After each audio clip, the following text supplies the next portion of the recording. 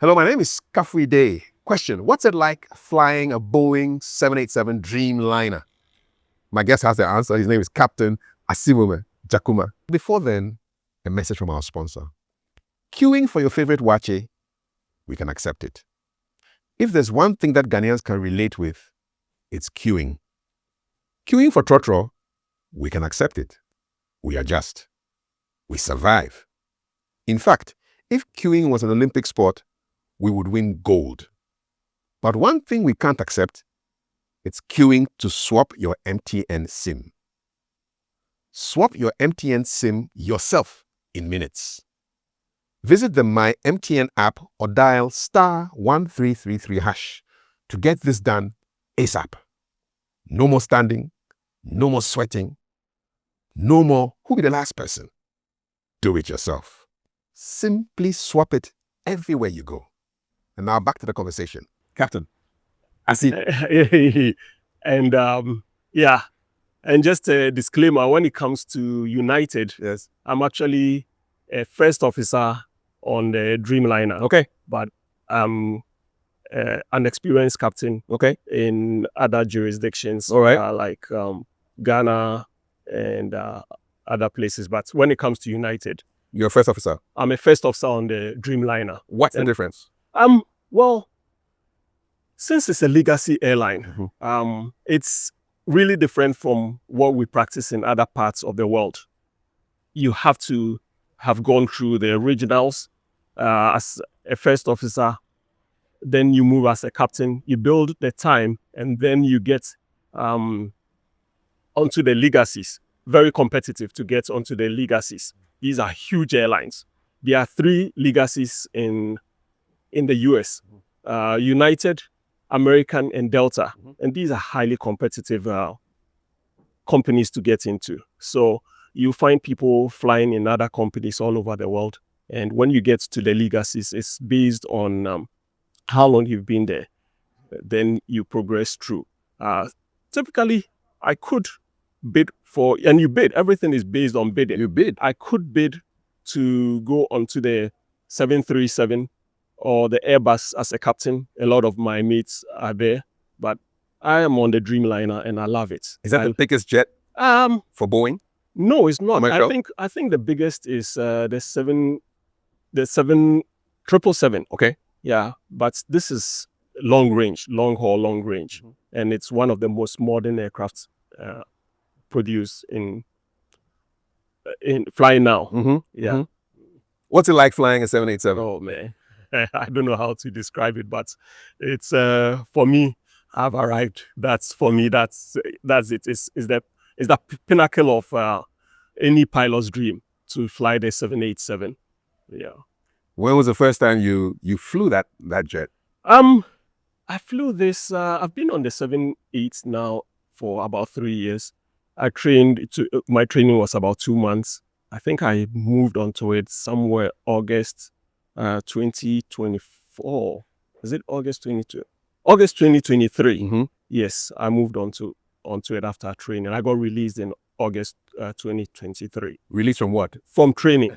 Released officially to fly. Qualified to fly the machine. All right. Yep. And you said that the training takes a couple of months. About 2 months. What do you do? So basically, you go into training. Every commercial pilot should have your ratings, airline transport pilots.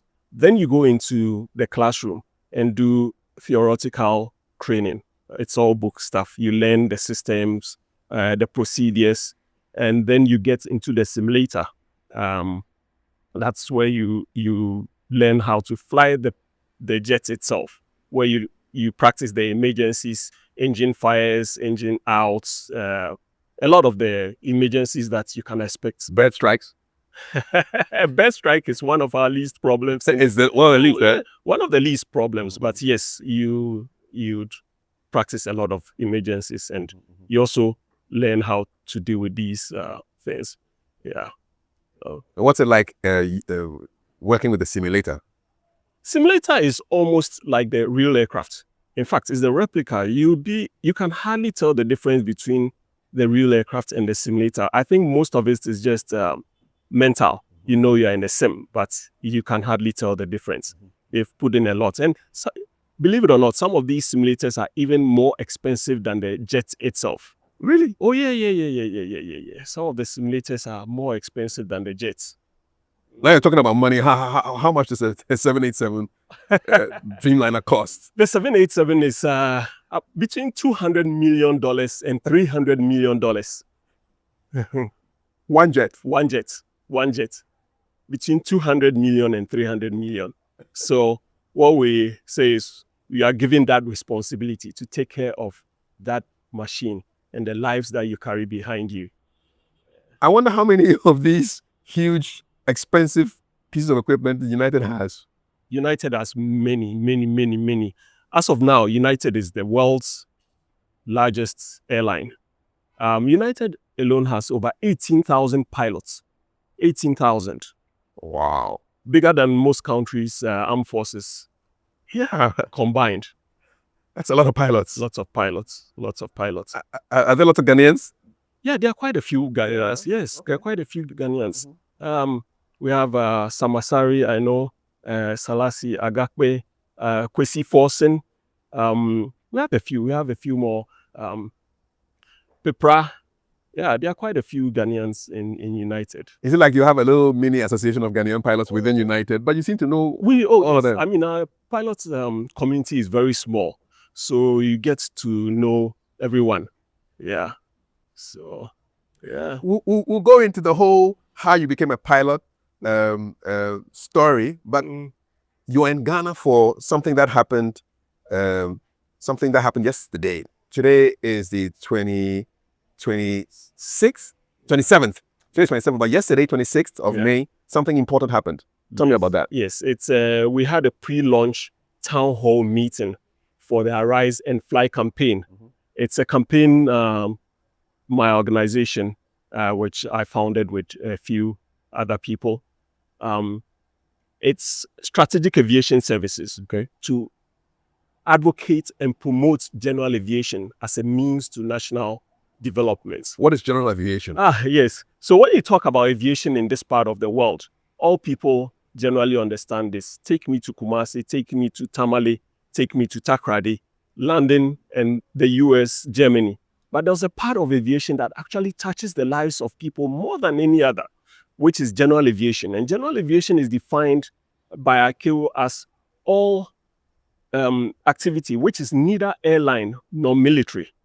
It's general aviation. So for the layman's description, general aviation is generally the use of smaller aircraft for activities from recreation to STEM programs, agriculture, tourism, air taxi, medical as well? Medical as well. And you have also the amphibian operations. Most of these operations we do not have in our part of the world because we do not have an understanding of general aviation. And we also do not have the regulatory framework for general aviation. So general aviation is lacking here, and it's a huge industry that we want to highlight and hope that policymakers and politicians would listen and kind of help grow that industry, and especially creates opportunities for the youth. Yeah. What inspired you and your friends to set up strategic aviation services? So, consequential to my training, I did a graduate program in Middle Tennessee State University, and specifically airline airport management. And one of the courses that I did was general aviation, and that was where I initially got the inspiration from, because I realized we do not have it in Ghana, and it was a huge sector, a huge economic sector left untapped.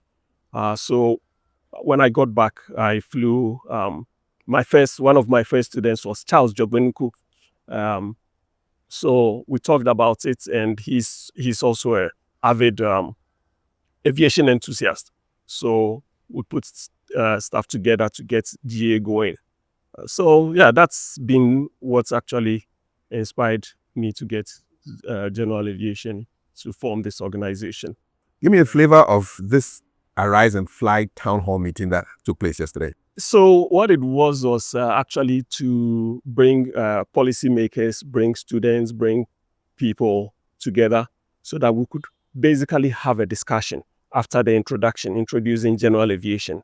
We open up for a discussion and more like enlightenment. So basically what Strategic Aviation Services is doing is we are operating on 5 pillars. One is advocacy. We want to talk about it. We want to educate people. So this town hall meeting was part of our first pillar.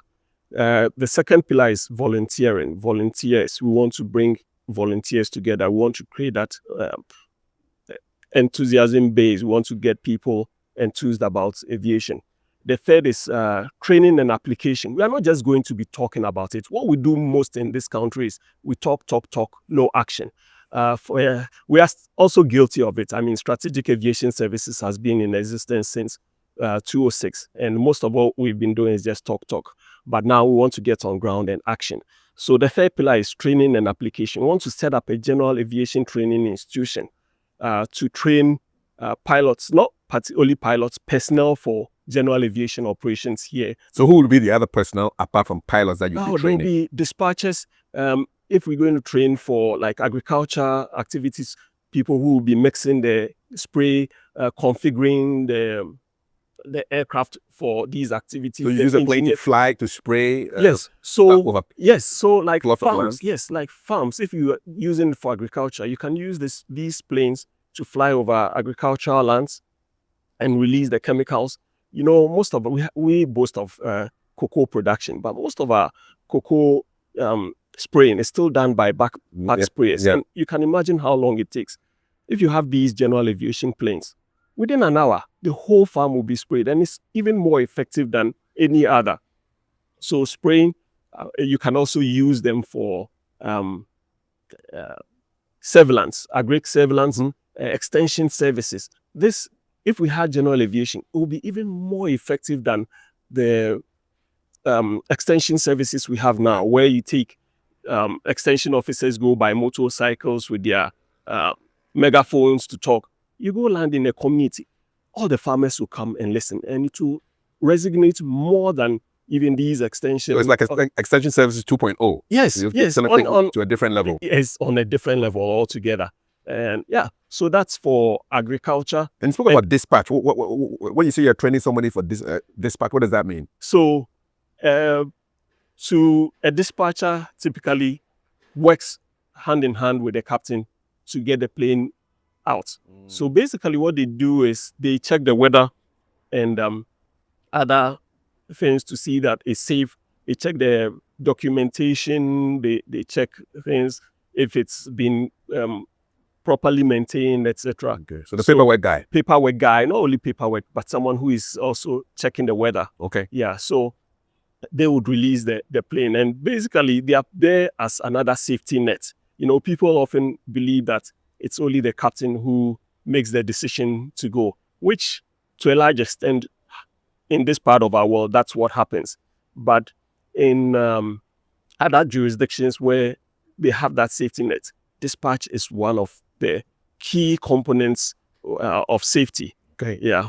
Great. So those are the non-pilot opportunities that are available in general aviation. There's a lot of opportunity available. And these were some of the things that we talked about in the town hall. You know, once you get into general aviation, you are opening the channels for people in communication, lawyers, name it, all fields, maybe even a wider field than even the airlines can offer. So what surprised you about yesterday's town hall? Oh, what surprised me personally was that a lot of people do not, more than I imagined, a lot of people do not understand general aviation. So we showed them all these clips and videos, and this morning I'm getting a lot of responses. People are like, oh, very insightful. I never knew that you had all this, we could do all this with these aircraft. And most especially, we could open up communities, you know. People did not know that you could land these general aviation aircrafts on dirty strips, on roads, etc. So we kind of showed them clips and talked about it, and so Yeah, that's exposed. And what was most for us, it rained heavily yesterday, but there were a good number of people who still came. Yeah. So that tells you that people are really ready to jump on this general aviation initiative. Particularly, I have to mention Peki Secondary. They came all the way with 30 students, well prepared. Oh, nice. Yes. How would that make you feel? Oh, it was heartwarming to see them. Yep. And especially as a citizen of Peki, it was an honor to me personally. Indeed. Yeah. When you lay down on your bed last night reflecting on the Arise and Fly town hall meeting, how did you feel? Oh, it felt, it's kind of energized me. This whole reception and the participation, I see that we got to move. We really got to take it on. We cannot just sit back and let commercial interest take the lead. Indeed. Because commercial interest usually do not build those strong safety structures in the industry. So in 10 years, if we are blessed to have a conversation like this, what do you hope to have achieved bouncing off this recent town hall meeting? What should be the achievement in 10 years' time? Most of the chants yesterday was, we were chanting Arise and Fly. And then we said, one district, guess what? One airfield. Okay. One airstrip. Nice. So one district, one airstrip. So for me, in 10 years, I hope that we'll have one district, at least one airstrip. It shouldn't just be one airstrip. It should be more airstrips. I think part of what we should do as Ghanaians is actually incorporate general aviation in our strategic planning. Look at a city like Accra. We have missed out on opportunity. A lot of countries are talking about urban air mobility, where you can fly these general aviation aircrafts around. But look at Accra. We've just built with no airstrips or no landing places for general. We've missed out. Hopefully, as we develop, we should be able to get actually put airstrips as part of our country planning, and put airstrips in at least all the districts at least. So now we gave a presentation to the Volta Regional House of Chiefs, and they've come on board. They want us to work together, see how we can develop general aviation in the Volta region to harness the potential the Volta region has got. Where have you seen general aviation being maximized around the world, where we can get some templates to learn from? Oh, general aviation is being maximized in the US. And one of the biggest participants of general aviation is Texas, where there was a big quote they quoted about the economic impact, even more than the whole economy of Ghana, self-sustained, bigger than Ghana's economy. And the number of jobs it's created, huge. So we can also leverage on it. And now, East Africa particularly is harnessing their general aviation industry for growth, particularly Kenya. You go to Kenya, you go to the airports, there are general aviation aircraft flying all over. Tanzania is also the same way. You carry these small machines flying across to Zanzibar, taking tourists all over. We have potential here. So there's opportunity. Oh, there's opportunity, huge opportunity, and a huge gap. And there are lots of Ghanaians who want to train in aviation, not particularly pilots. So we need to develop our general aviation industries to give them opportunity. Wish you success. Oh, thank you. Yeah, wish you success. Thank you. Switching now to a story that captured our imagination not too long ago. There's an aircraft which crashed on 16th of March of this year, 2026, at the TMA Daycare Center near Oninku Drive Basic School in Tema Community 1. Both occupants died and no one on the ground was killed. There was a report that came out as a result of the investigation into this plane crash. I'm sure you heard about it. I want to know your thoughts Oh, on this particular report, AIB report. yeah. First of all, my heart goes out to the two who lost their lives and their families. Aviation in particular has developed as a result of lessons we learn from incidents like this. Safety in aviation comes as people have laid their lives down to teach us lessons. And I hope that we will also learn a lot of lessons. Honestly, haven't read the full report, but I was listening to excerpts of the report.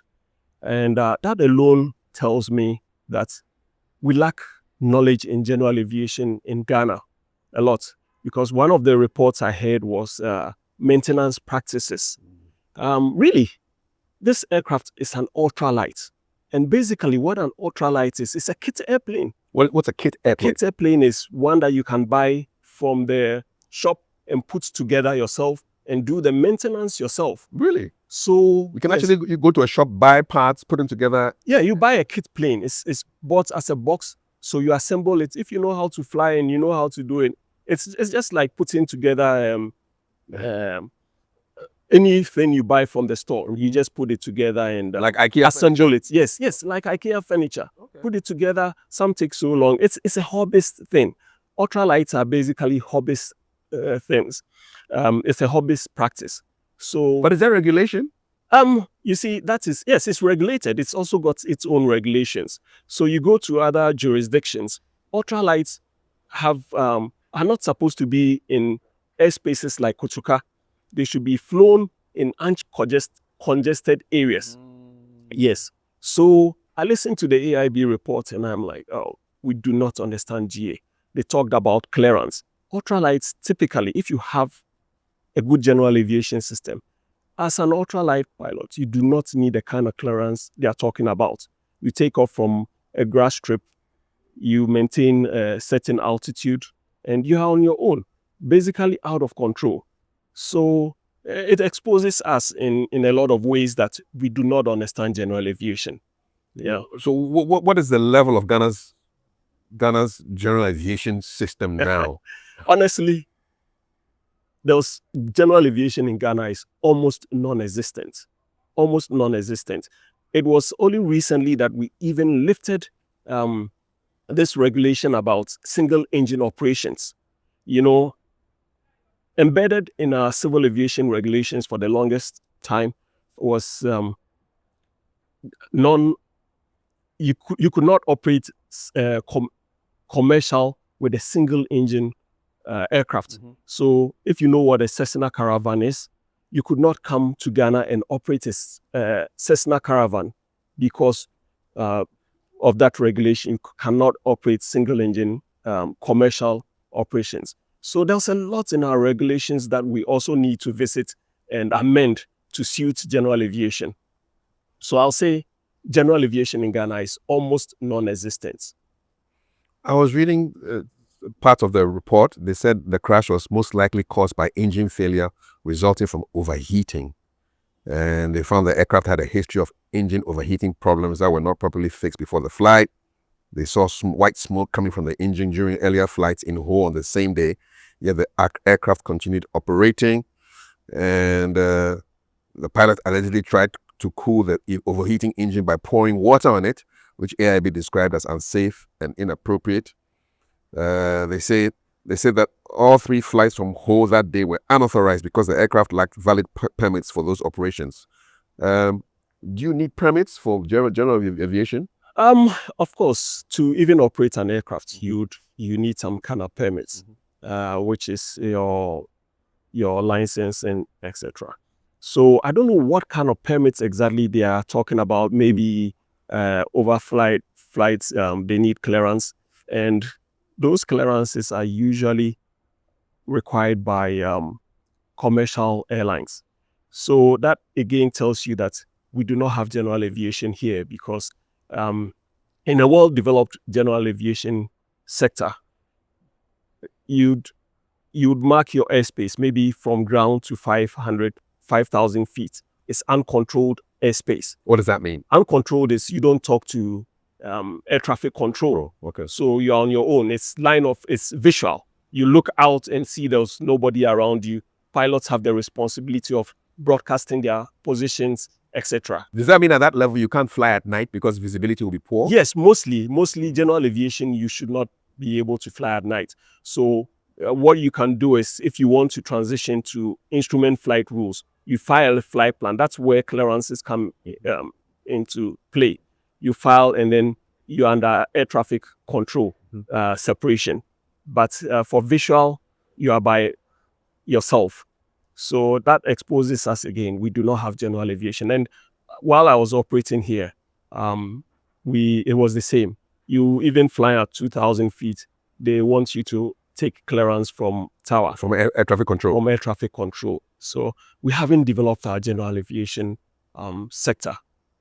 What will be the way forward? The way forward, I think, will be to collaborate with people in the industry, like organizations like ours and others, to actually sit and draw a comprehensive roadmap to untapping our general aviation industry. Yeah. I'm looking at all the badges on your what would you call this? A jumpsuit? Yes, this is it's actually a flight suit. A flight suit. What's the difference? It's a flight suit. Yeah. Okay, so this is what we use to fly. Okay. I wore it because we are on ground getting things together. It's action. It's action. And we can't be in coats and tie. No. You are given a 200 million aircraft. That one, you wear your tie, you wear your hat and look nice because you are flying VIPs and all the esteemed passengers. Indeed. I wore blue because of the skies for you. So I think we're on the same wavelength. Yeah. So let's just go through the badge. I see Strategic Aviation Services up there. Yes. These are your wings? Yes, these are my wings. You saw that you're a pilot? Yes. On your head, you have Aircraft Owners and Pilots Association, AOPA. Yes. When was this organization for? AOPA, oh please, you are taking me into academics now. It's an international organization formed long ago, which also seeks to advance general aviation. It's actually a general aviation organization, and they come up with the rules, they lobby, they legislate, pretty much like what Strategic Aviation Services is doing. Right. But they are more for rules and regulations and the welfare of passengers. I don't think they actually go on ground to engage in activities as we intend to do. And you're a member? Yes, I'm a member of AOPA. Okay. Yes. I see a flag here. It's like the US flag? US flag. Okay. Yes. Why is it not in the colors of the USA? You don't want to be too visible. And then you have Beechcraft. Yes, Beechcraft. We are seeking to collaborate with them as well. Is it an airline company? No, it's a company. It's a company that produces mainly aircraft. Aircraft. Okay. Yes. So what type of aircraft? Like they have light single engine aircraft, and also the Beechcraft, like B. It's called Beechcraft Beech 1900. These are 19-seater aircraft, perfect for general aviation operations, specifically air taxi operations. Okay. So, and air medevac operations, etc. So somebody is sick and they need to evacuate them Yes. by air, then a Beechcraft probably. Beechcraft would be. You don't want to do that. Be one of them to do that. Okay. Yes. I see some other badges there. I see a Ghana flag. Yes, a Ghana flag. Yeah, we got that on yesterday. Nice. We represent. Yes. And then the orange one. This is a Century of Flight. Okay. Yes. This is celebrating 100 years of flight. 100 years of flight. It's been, I think, about 5 years or more since we celebrated Century of Flight. Yes. Aviation is a relatively new industry, so you can understand why we have not yet caught up. So it's for us to actually advocate and bring it to the table of the policymakers. Shout out to Orville and Wilbur Wright. Yes. And all the pioneers who made things happen. Yes. Yeah. Yes.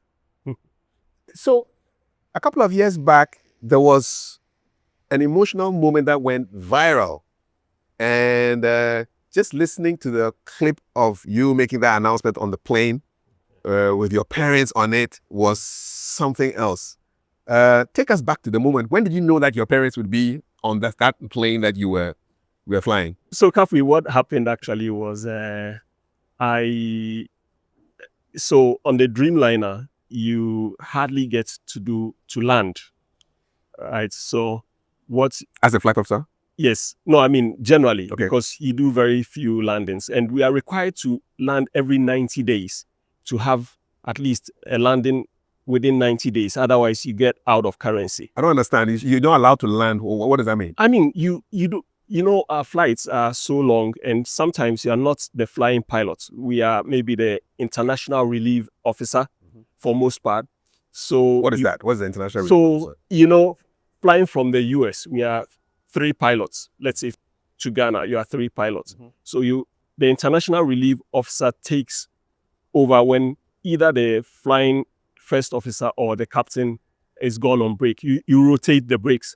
So you take off from, let's say, Washington. You divide the flight time up into 3. And each person, between the 3 of you, you take a break. So typically you get about 2.5 hours of break time, sleep time. You go to the rest area. So depending on who is flying, will decide which break he wants. But the international relief officer always takes the first break, goes to sleep. And then either the captain or the flying first officer will decide between them. They'll choose the second or third break. So as the international relief officer, for most parts, you don't get to make a landing. And if you go past 90 days without physically landing the plane, then you either go into the simulator or you can specifically request for a landing, and you can request which route you want to operate for your landing. Is it that you'll go stale if you don't land a plane in 90 days? It's just What's the to keep idea? your currency. It's part of okay. aviation is one of the most regulated industries in the world. We have a lot of regulations. Most of our training is actually, half of it I would say is regulations, the laws associated with the profession.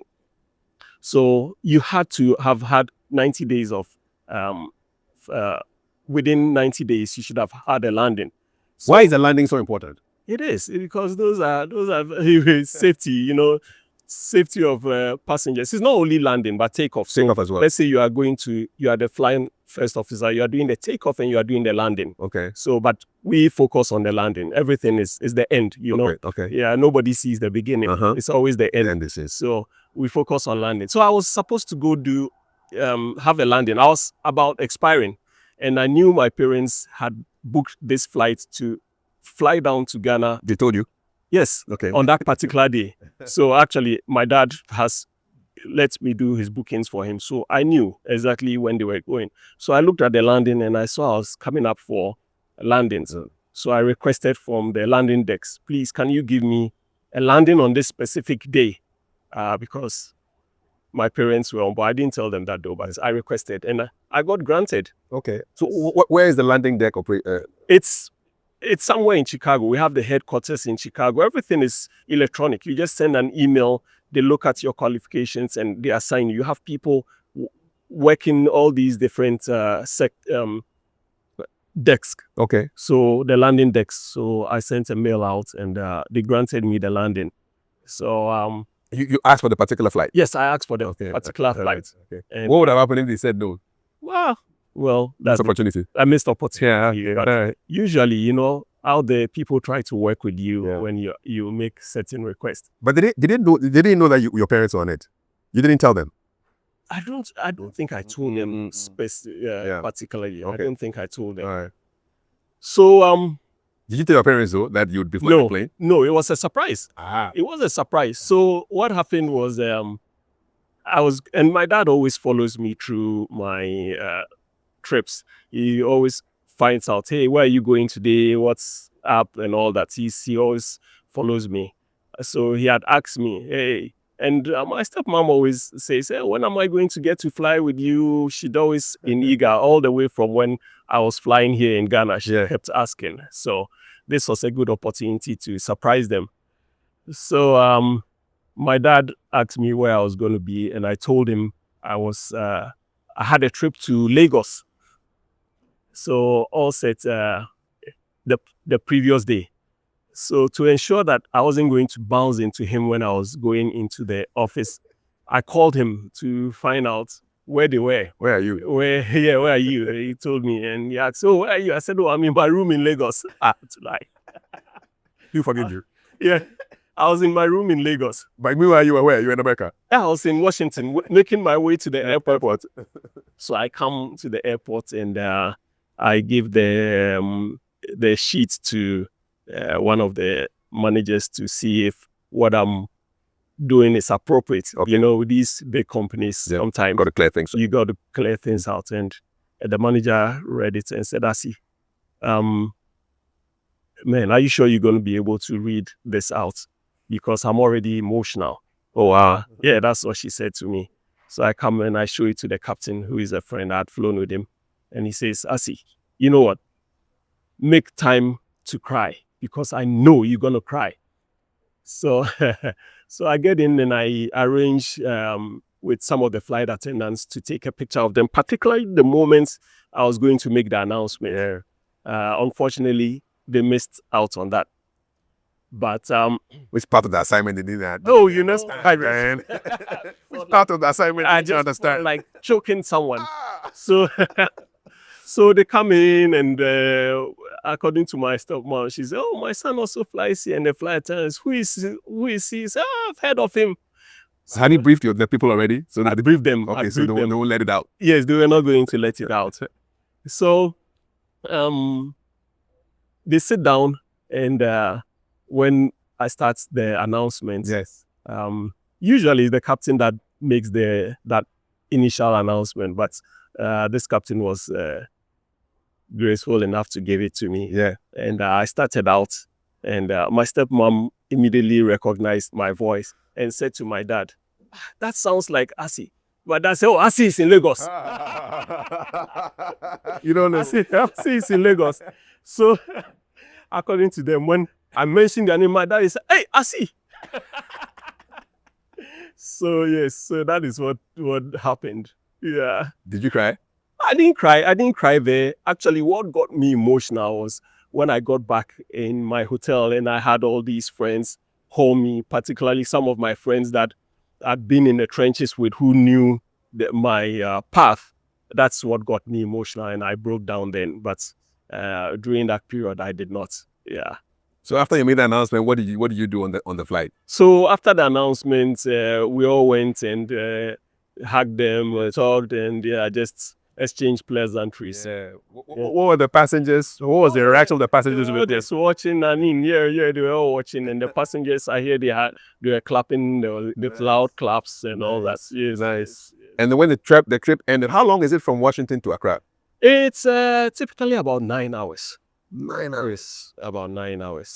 Is that your longest flight? No. The longest flight is from Newark to Cape Town. That's the route I do. You know, I'm on the East Coast. Okay. So yeah, about 14 15 hours. Washington to South Africa. 14 to 15 hours? Yes, 14 to 15 hours. And do you break the time up? How many pilots are on that? So usually for the 14, 15 hours, it's called double augmented. So there are 4 pilots on that. 4, yes. So you break it up into 2. Everybody gets about 7 hours of rest time. Okay. So at any point in time, there are 2 pilots all working? All the time. And there's always 2? All the time. Okay. And 2 are resting? Yeah, 2 are resting. It should be a week. Okay. It should be a week. It's you are carrying lots of lives first and expensive equipment. So you got to be responsible and stay up. What's the view up? When we sit in the plane, we see the side. But what's it like seeing it straight ahead? What else do you like? Nice view. Sometimes, for the most part, you get so high that you actually don't see anything down. But you just see the skies, and if you're going to see the building, very tiny. It's almost like what passengers see from behind. But we fly on routes. Believe it or not, there are routes in the skies. So we follow the route. We follow what has been planned for us. So we just follow it and make sure the aircraft is doing the right thing. What's it like flying straight into a cloud? You get used to it. Initially, you are a bit apprehensive, but that's all part of the training.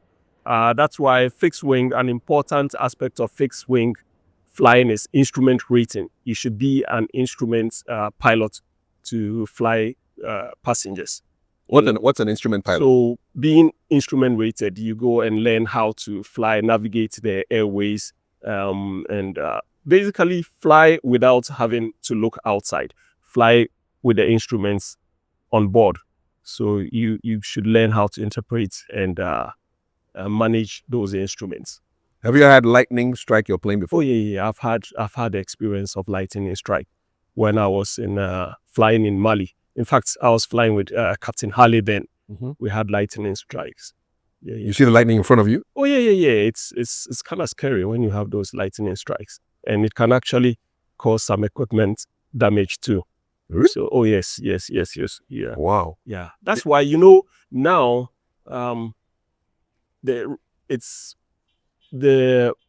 risk is relatively low because of modern meteorology. You can actually predict when there's going to be lightning and when there's going to be thunder and all that. So that's the dispatcher's role I spoke about earlier. So they look at the weather? They look at the weather and then, of course, pilots also, we check the weather, but they also make the decision before you even make the go, no go decision. So mostly go, no go is based on both collaborating together. Okay. Yes. Have you suffered a bird strike before, like birds going into the engine? Oh yes. What was the most? So I'll tell you my story. Back in 2007, while I was operating here,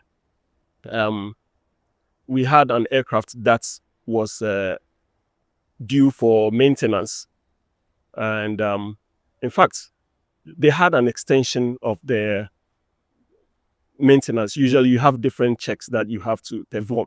This was going to be a major maintenance check. I think it was a C check. It had to be sent back to France. But the owner managed to get an extension so we could operate. And prior to that, the aircraft was down. It had a maintenance issue. The engineer, a French engineer, said to us that he wasn't going to be able to fix it. Even if he got the parts, he didn't have the tools. So a few days later, we were called, the captain and myself, and he said to me, Asi, isn't it, we called the engineer Grandpa, isn't it Grandpa who said he couldn't fix it? And my response was, well, if the engineers have cleared it, pilots, we cannot refuse to take it. So we got on and we went to Kumasi. Coming back, we had a bird strike. I mean, a bird got in. While you were up in the sky? No, just before landing. Okay. The birds fly low. They got into the cowling. So we get off and the technicians come and pull it out of the cowling and start beating it. And the usual. Ghanaians, we are superstitious. They were beating the bird. They were beating the bird. The bird was dead. They said, Yasmano. Wait there, Yasmano. So spiritual bird. Yeah, spiritual bird. So you know what, Kafui? I tell people that this is one experience. If I was really superstitious, I'd have quit my job. Yeah. Because what happened after that? We had another flight, went to Burkina Faso, came back, and on the last leg, we were coming out of Kumasi. And here we were interturbine temperatures, one of the gauges, going really high. Meaning something was overheating? Yes, overheating. Okay. Going really high. So the captain was the one flying. We take turns to fly. Captain was flying and he's like, Asi, check. So I said, oh, he should continue to pull the power levers back a bit. Maybe that will do it. And it was still going high. So we concluded. And at that point, the flight attendant at the back dings, say, hey, Captain, we have smoke in the cabin. So we decided that we are going to shut down.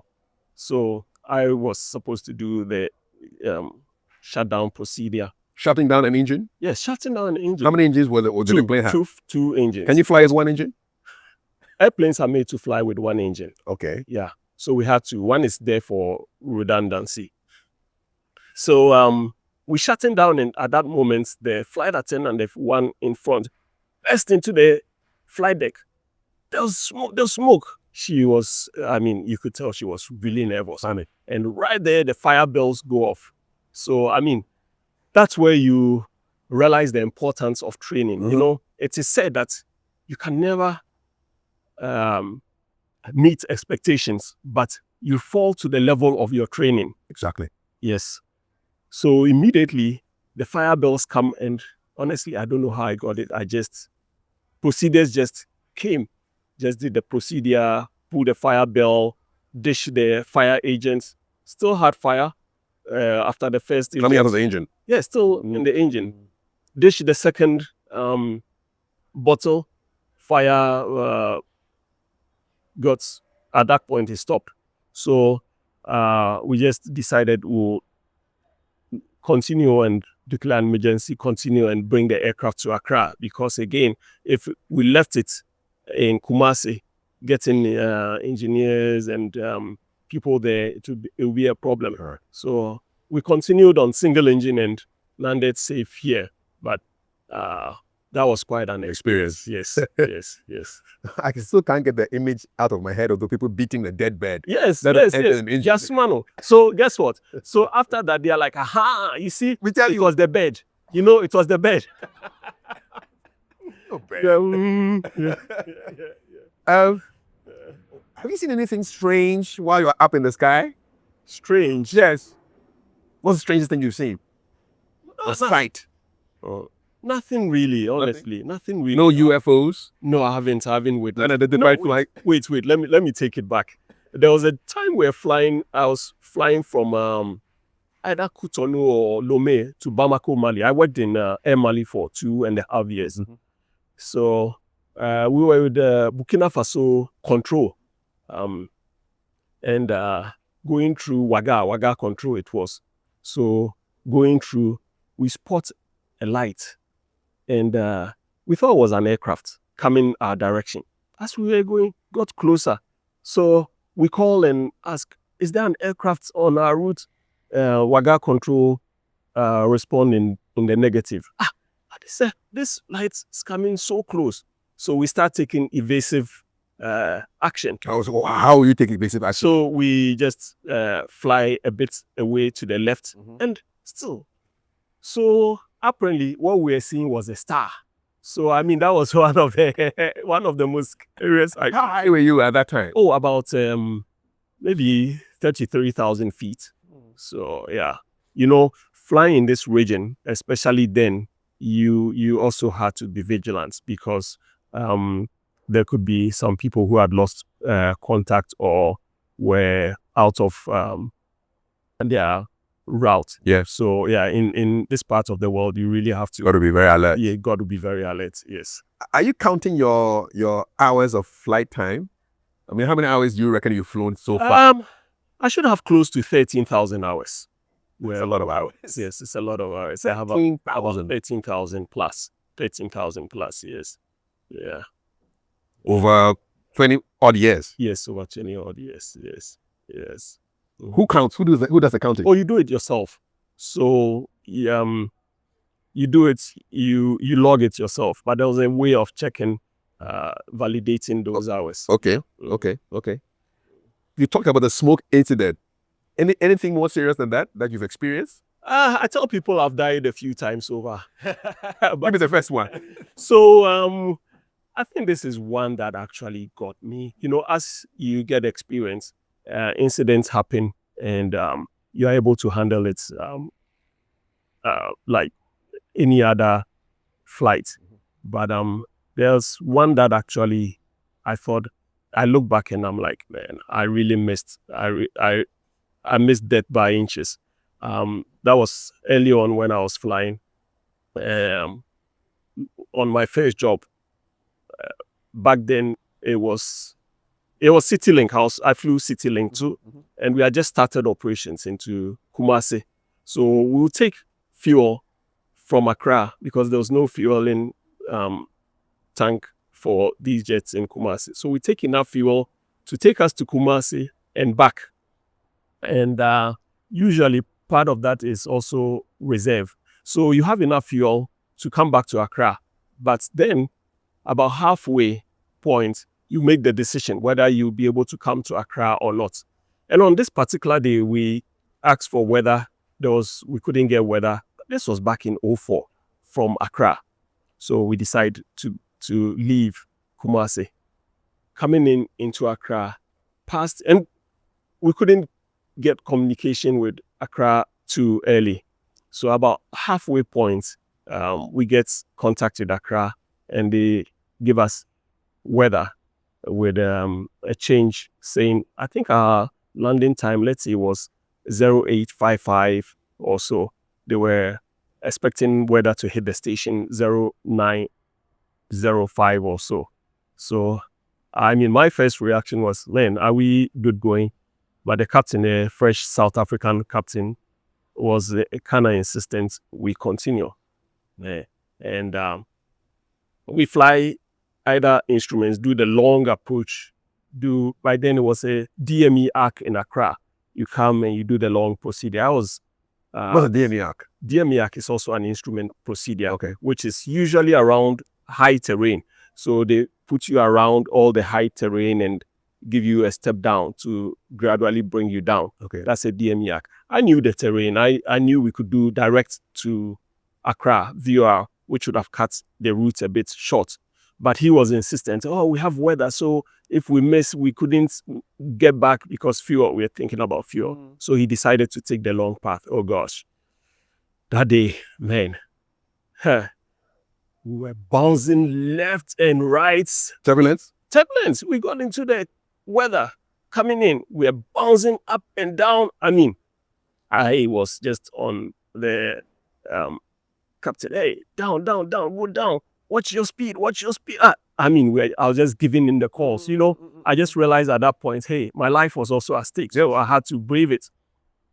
And eventually we touched down, bam, hard touchdown, pulled off. You should see the South African white guy. His face was all red. So, Close call. I mean, it was a close shave. It was a close shave, you know. Can you hear, were you hearing what was happening in the cabin? The cabin, they were yelling out. Jesus was flowing all over the place. Oh, yeah. Jesus, I mean, Jesus, the Allahs and all that. Everybody was chanting. Everybody was chanting in the back.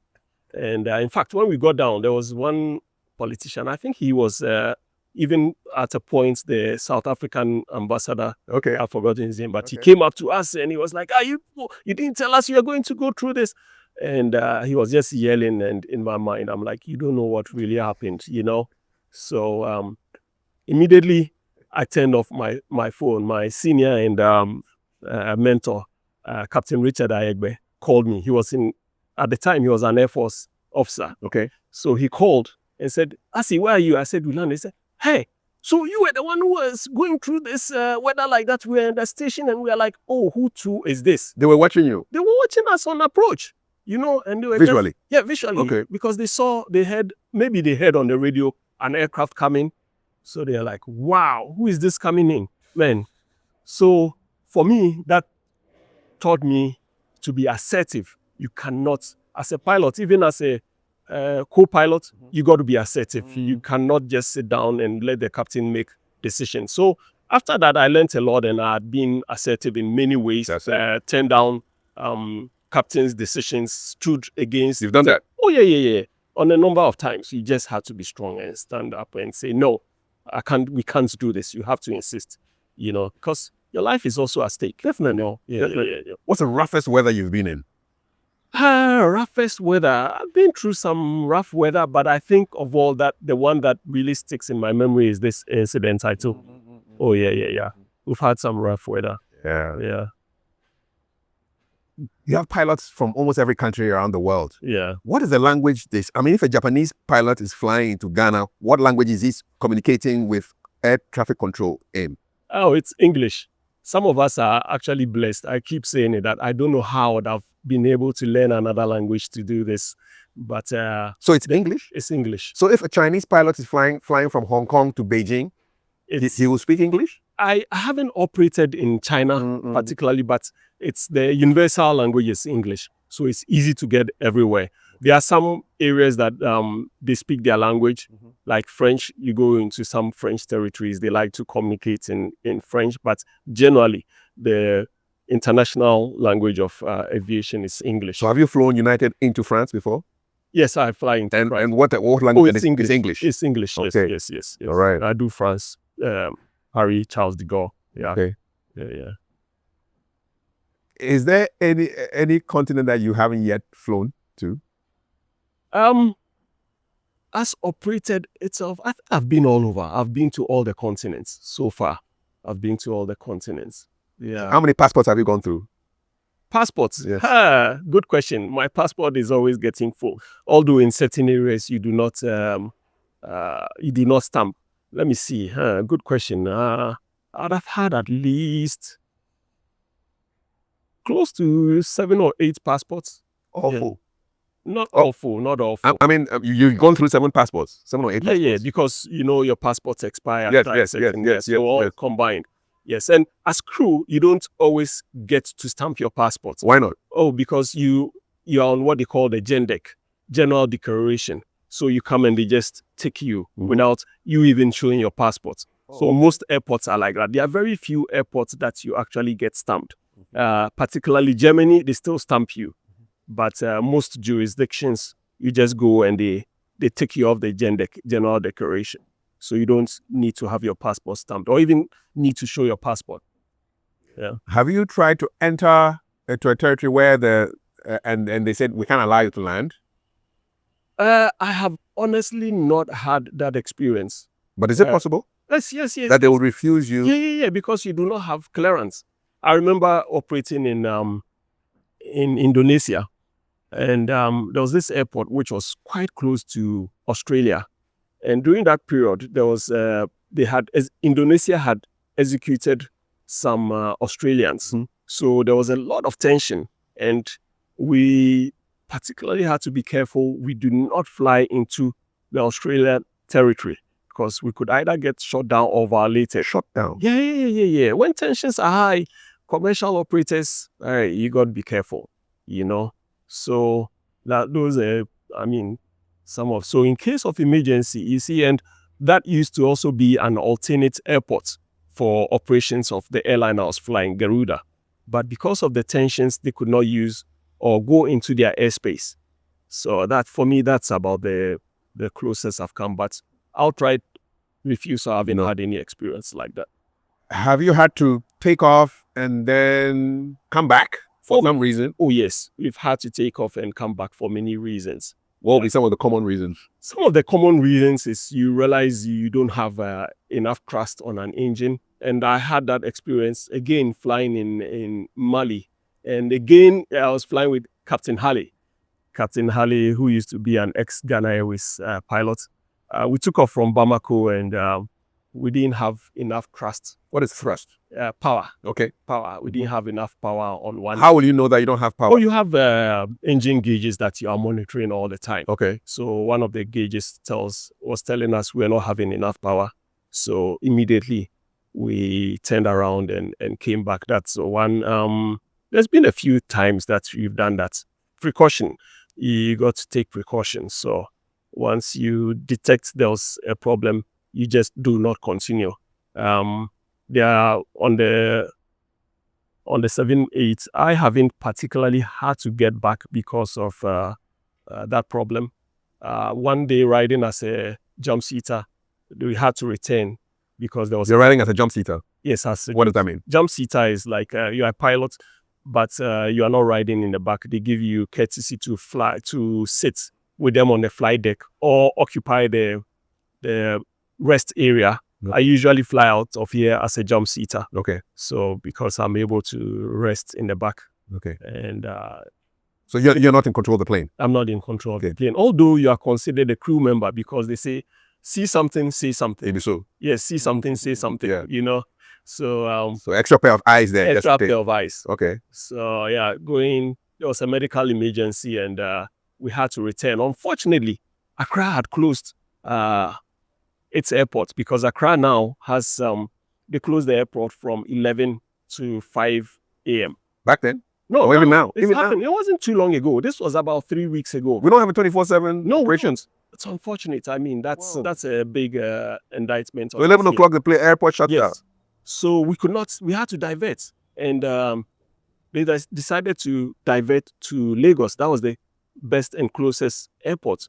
It's a pity, you've taken off from Ghana and you should have an alternate airport for this kind of operations. But no, So we diverted to Lagos. Lagos. Okay. And they had to dump fuel because these aircraft carry a lot of fuel. So Why do you have to dump? So you dump fuel, you open the fuel tank and drop fuel? No, there was a outlet. Okay. So you set it because you have a maximum landing weight because of all the fuel on board. You have to dump some so that you are within the landing weight to land. What would happen if you landed a plane which had full fuel tank? Then you had to get extra inspection. Yeah. So in die times, if it's a die-hard emergency, you would do it. But for the most part, we go into the simulator to learn some of these things. Yeah. Have you ever had a tire blowout during takeoff or of landing? No, I haven't had. Fortunate not to have had that experience. Yeah. But it's a possibility. Oh, right? yeah. It's a possibility. Yeah. Everything is a possibility. Yeah. What goes through your mind when you're going through serious turbulence? Oh, you get used to it, Kafui. Does it shake like a trotro?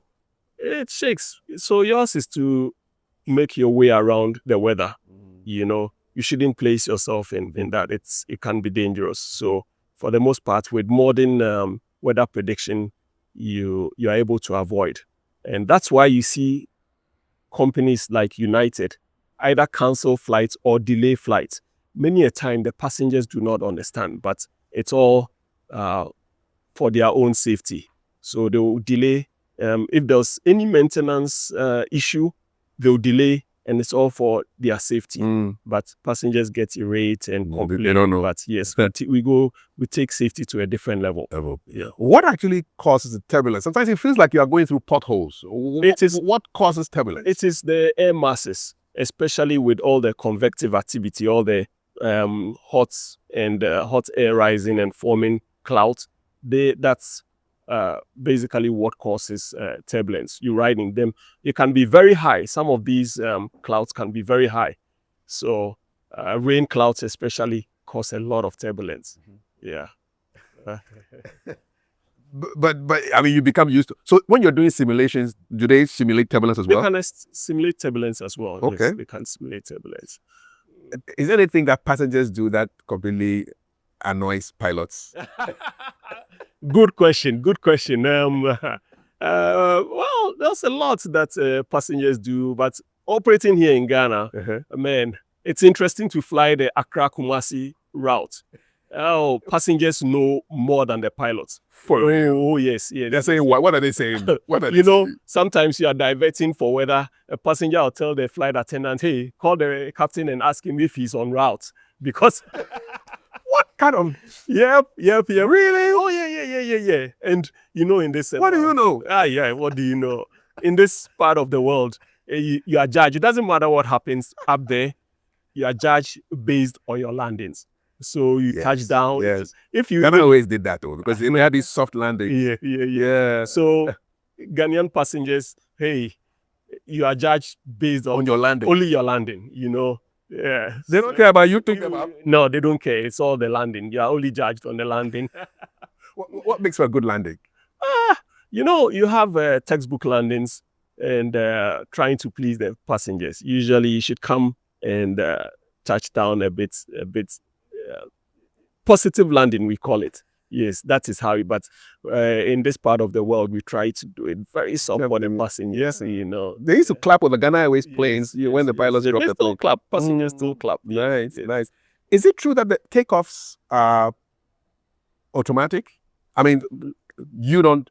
What happens with the Dreamliner 787? Well, takeoffs, I haven't seen it. You can't. I haven't done any automated takeoff. Is it possible though? No. Well, no. You can't do an automated takeoff. As for the takeoff, you have to. You have to manually take off. Okay. The landings, yes, we do auto lands. You can do auto lands? Oh, yeah, you can do auto lands. Most planes do auto lands. Even the MD-80s do auto lands. Okay. Yeah. Auto lands, yeah. So, but then again, you have to monitor, and there are procedures that the pilots follow.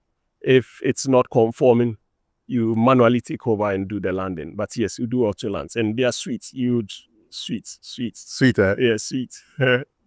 When you have been cleared for takeoff, the plane is gathering speed, yes. engines are Yeah. screaming, Yeah. and you are accelerating. Yeah. Does it occur to you that if I give the command, I don't know what the technical term is. Yeah.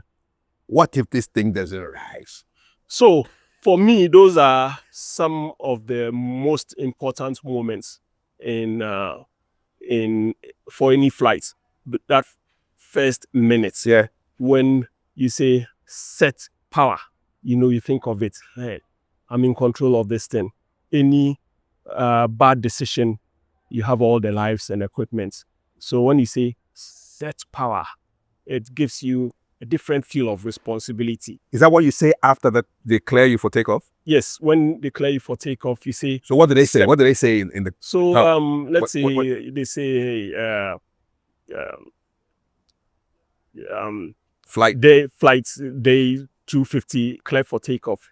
You say flight 250 clear for takeoff. Why do you have to repeat the things that they say to you? Oh, it's to indemnify both of you, both the controller and you because you are being recorded. Everything is being recorded. So if you don't acknowledge and something happens, it's again it falls on you. So Okay. you have to acknowledge. And it all shows that you've heard, right? Yes, Okay. it all shows you heard. So he says it's clear for takeoff. Clear for takeoff, and then you do your procedure. So once it's set thrust, and then the non-flying pilot will say thrust is set. He's checking. Mhm. So then at that point you have a decision speed. You have a speed that you decide to take when you hit V1. At V1 you do not abort. Even if you have an engine failure, you take the machine up and do the procedure and come. But before V1, on these big jets, you abort for 3 major things: engine failure, engine fire, or aircraft uncontrollable. You abort, you cut back power and stop the plane. That's a high-speed reject. And usually when you do a high-speed reject, you have to call the fire trucks to come and water your brakes because it's heat. Imagine you are over, let's say about 150 kilometers, and you have to stop. Your brakes are heated up. Have you done that before? No, I haven't had. Okay. No, I've had. I take it back. I've had to abort before. Yeah. But it wasn't a high-speed abort. It was before V1. Okay. Before 100 knots, I should say. But it was still going quite fast, right? Yeah, it was still going quite fast. So as well, you have to follow some maintenance procedure. Okay. Yeah. So, but if you're cleared and you say set power, Yeah. that means Yeah. Hey, serious business. Serious business. you're still on the runway. On the ground. Okay. Yes. And then you get to rotation speed, and then you pull off the aircraft off the ground. Everything is based on speed. Is that what we feel when we see from outside? You see that Yes. everything looks different now. Yes. You're moving. Yeah, So what are you doing at that time? You are holding the controls and pulling it up. Do you feel the power in the plane when you're doing that, or it's just like an automatic gear? You feel it. You feel a bit of it. You actually have to follow. You feel it. It's a feel. And that comes with training and time. Yeah. I know that at that time, I don't know what you guys are thinking, but at that time, we are just saying, rise. All I'm saying is just get up. Yeah. It's serious business. Yeah. Serious business. Yeah. Yeah.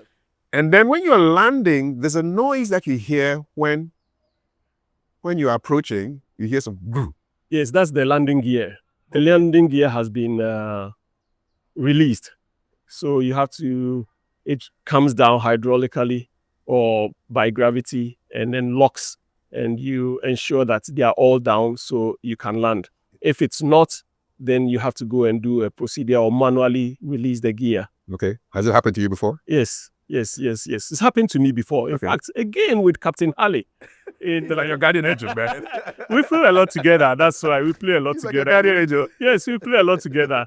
So this was we're going from Bamako to Senegal, Dakar, Senegal. Okay. And it was time to release the gear, and we found out we had a hydraulic failure. So What does that mean? hydraulic, you've lost the hydraulic system. So, the landing gear and all that is powered by hydraulics, Okay. but you've lost the fluids. People often think engine fires, engine failures are serious, but you have many more things to deal with. There are more systems that you have to deal with. Yeah, there are more systems that things could go bad if not managed well. One is pressurization. If you lose pressurization, what to do, and all these things. If you do not manage it well, it could go bad. What's pressurization? That's above a certain altitude. It has to be mechanically done. You have a system that gives you oxygen up there, because past 15,000 feet, you hardly have oxygen. So the aircraft creates that oxygen for you to breathe up there. And that system could also go bad. So if you have a bad pressurization, you immediately have to come down. Yes. So, and you have to manage all these things. So these are some of the risk involved. But passengers always think it's an engine failure. These are deadly issues to deal with. Yeah. So there's a lot of, you're basically very alert and Oh, observant while... Oh, you got to be alert. You got to be alert. I see I've seen the inside of I think the picture of your parents in the cockpit. There's a lot of buttons there, man. Yeah. You know every single one. Well, that's what we went to school for. That's what we trained for. Yeah, that's what we trained for. Yeah. But it comes. It's not rocket science. I tell people, you learn it. And I've done this for many, many years. And it's taken me so long and a lot of training and practice to get to where I am now. Most difficult runway you've ever had to approach? Because maybe it was quite short or in a dangerous place, in the mountain or in the valley. In Indonesia, there were lots of those runway. And again, Indonesia is a country that has embraced general aviation. So they have a lot of air taxis. It's just like shouting one district, one airstrip. So this is an airport, this particular airport I'm talking about. And there were a few like that. They were suited right in between mountains. Yes. In the valley? In the valley, right in between. So you're approaching, and there's a mountain here, there's a mountain on that end, and you had to make the no land decision early. If you realize, you just go up, don't go too low. And it was, most of these were only captain landings. So... Meaning what? Only the captain had the authority to land. You can't talk to him? No. As a flight first officer? So first officer is sitting there, but the captain had to land on these runways. And in many parts of the world, there are some airports that are captain only landing because they think you have the highest qualification or you are most experienced to do so. So that was one of the things that I quickly had to learn when I went to Indonesia. I flew in Indonesia for 2 years. And going into certain airports, pictorially, you had to keep it in mind, because if you turned the wrong way in case of a missed approach, you were all toast. Wow. Indonesia, I'll say, was one of the countries that I'll consider one of the most hazardous places to fly because of the terrain, right? The terrain, yes. Because sometimes you are even going in and there's cloud cover. So yes, Indonesia, I gained a lot of experience flying in Indonesia. Yeah. Ever overshot a runway? Pardon? Have you ever overshot a runway? No, I've been lucky not to. I've been lucky not to. The closest I remember was one day flying with this Malawian captain. We get into Kumasi and he was trying to give a soft landing again, forward again, Kumasi passengers, They want soft landing. Oh, they want soft landing. Hey, I tell you, Kumasi, if you go to Kumasi and you don't do the right thing, everyone will hear of you. Hey. So he was trying to touch down and trying to breeze, and we're going. And I was like, hey, we are passing. And he was determined to touch down soft. So this aircraft has what they call idle gates. If you touch down, and that's another risk, touching down too soft, because this what they call the idle gates. The power levers will not come back so that you go into idle up there, because it's based on weight on wheels. So he touched down very soft. He managed to touch down very soft, pulls back, reverse, and idle gates was locked. So immediately he shouted, idle gates, aye. Look, I could just see us almost going over the end of the runway.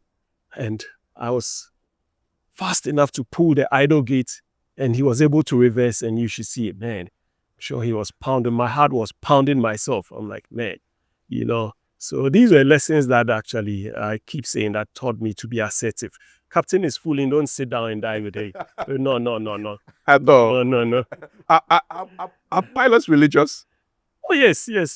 Pilots are religious. Yes, pilots are. Are you? Yes, I'm a Christian, and yeah, I believe in the Father up there. He's my keeper. Yeah. And, Do you have like a pre-flight ritual that you do? Something that you do before you fly anytime? you just pray for guidance. And commit it into the hands of the Lord. Yeah. Is it possible for two planes to take off, say, from Accra, roughly around the same time, but one gets to the destination earlier than the other? Oh yes. What? Between Accra and Kumasi, we used to compete a lot. When I was here in 540 with CityLink. CityLink would take off before us, and then we will come and overtake it because we had a more powerful aircraft. And you were flying with which airline? I was flying 540. 540. Yes, 540. Yes. We had a powerful aircraft, so we always overtook them, and they didn't like it. And those were some of my best time. I'll tell the passengers, hey, ladies and gentlemen, if you see to your right, we are coming past CityLink, and the passengers will just, Kumasi passengers again. They love it. We have to study them, man. Yeah. Wow. Is there anything you're prohibited from taking into the cockpit?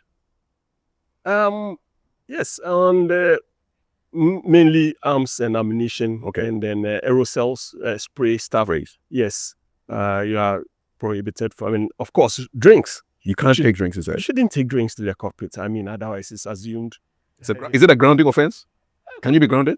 You could. Yes, you have rules and regulation, and if you violate them, you could actually get fired and stuff like that. And so there's a lot that we are not supposed to do, particularly flying the international long haul.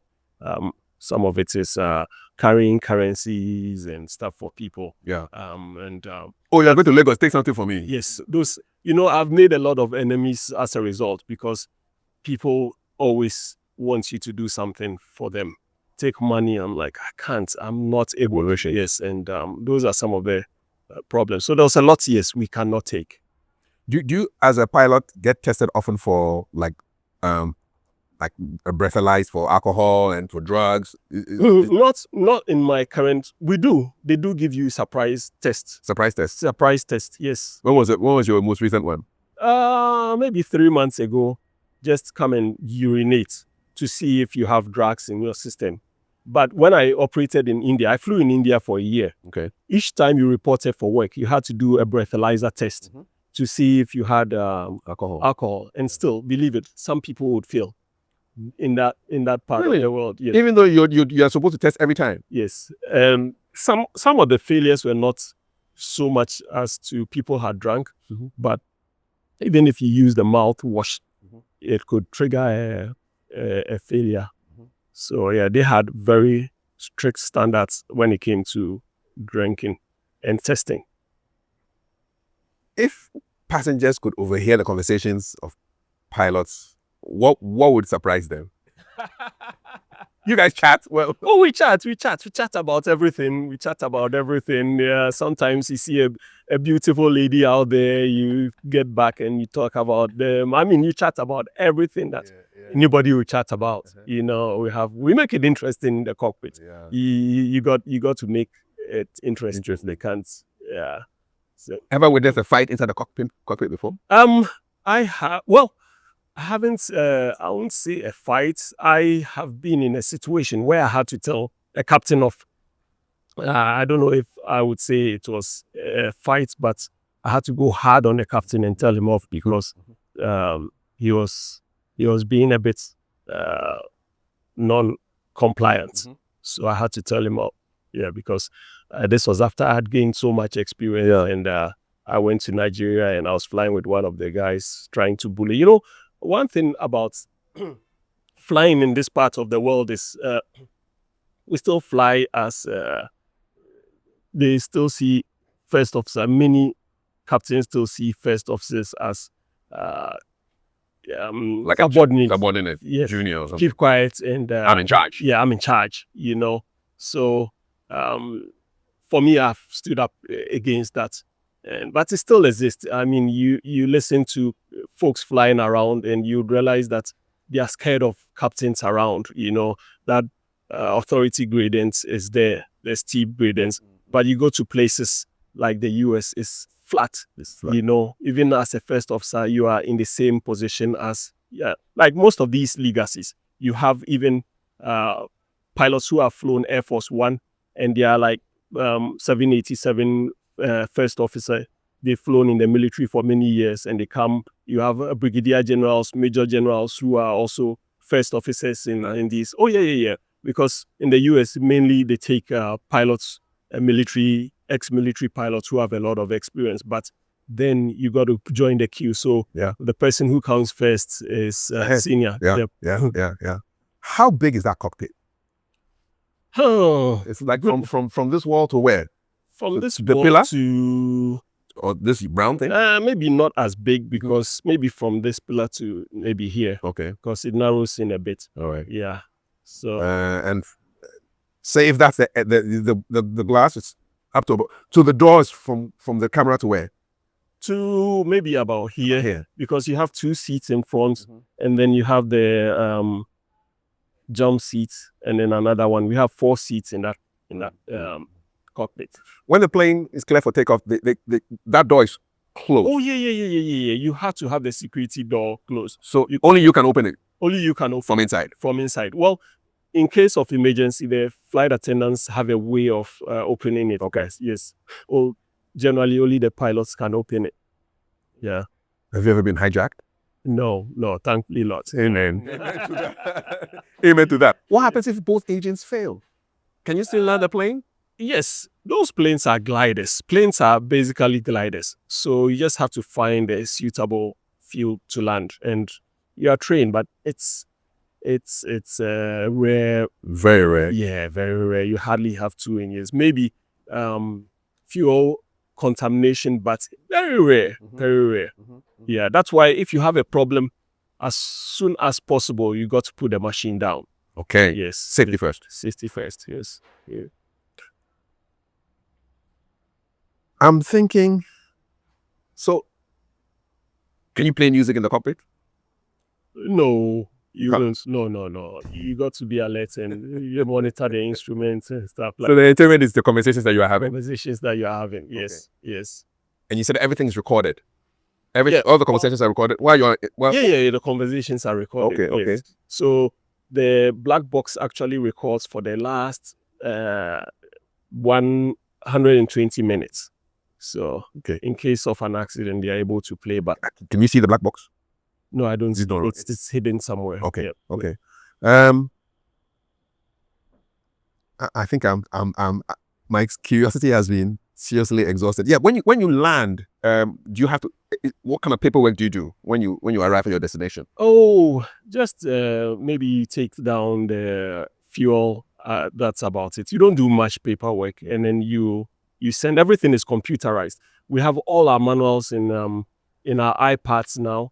So you land for where I operate. You land, and you just send off who did the landings, and that counts towards your 90 days. Okay. So yeah. I was in Lagos 2 weeks ago, and the ground, somebody in the airport came and said the reason that there was a bit of a delay was that the pilot was doing his walk around before we took off. Yes. What is a walk around? Walk around is you are looking around the aircraft to ensure that everything is okay.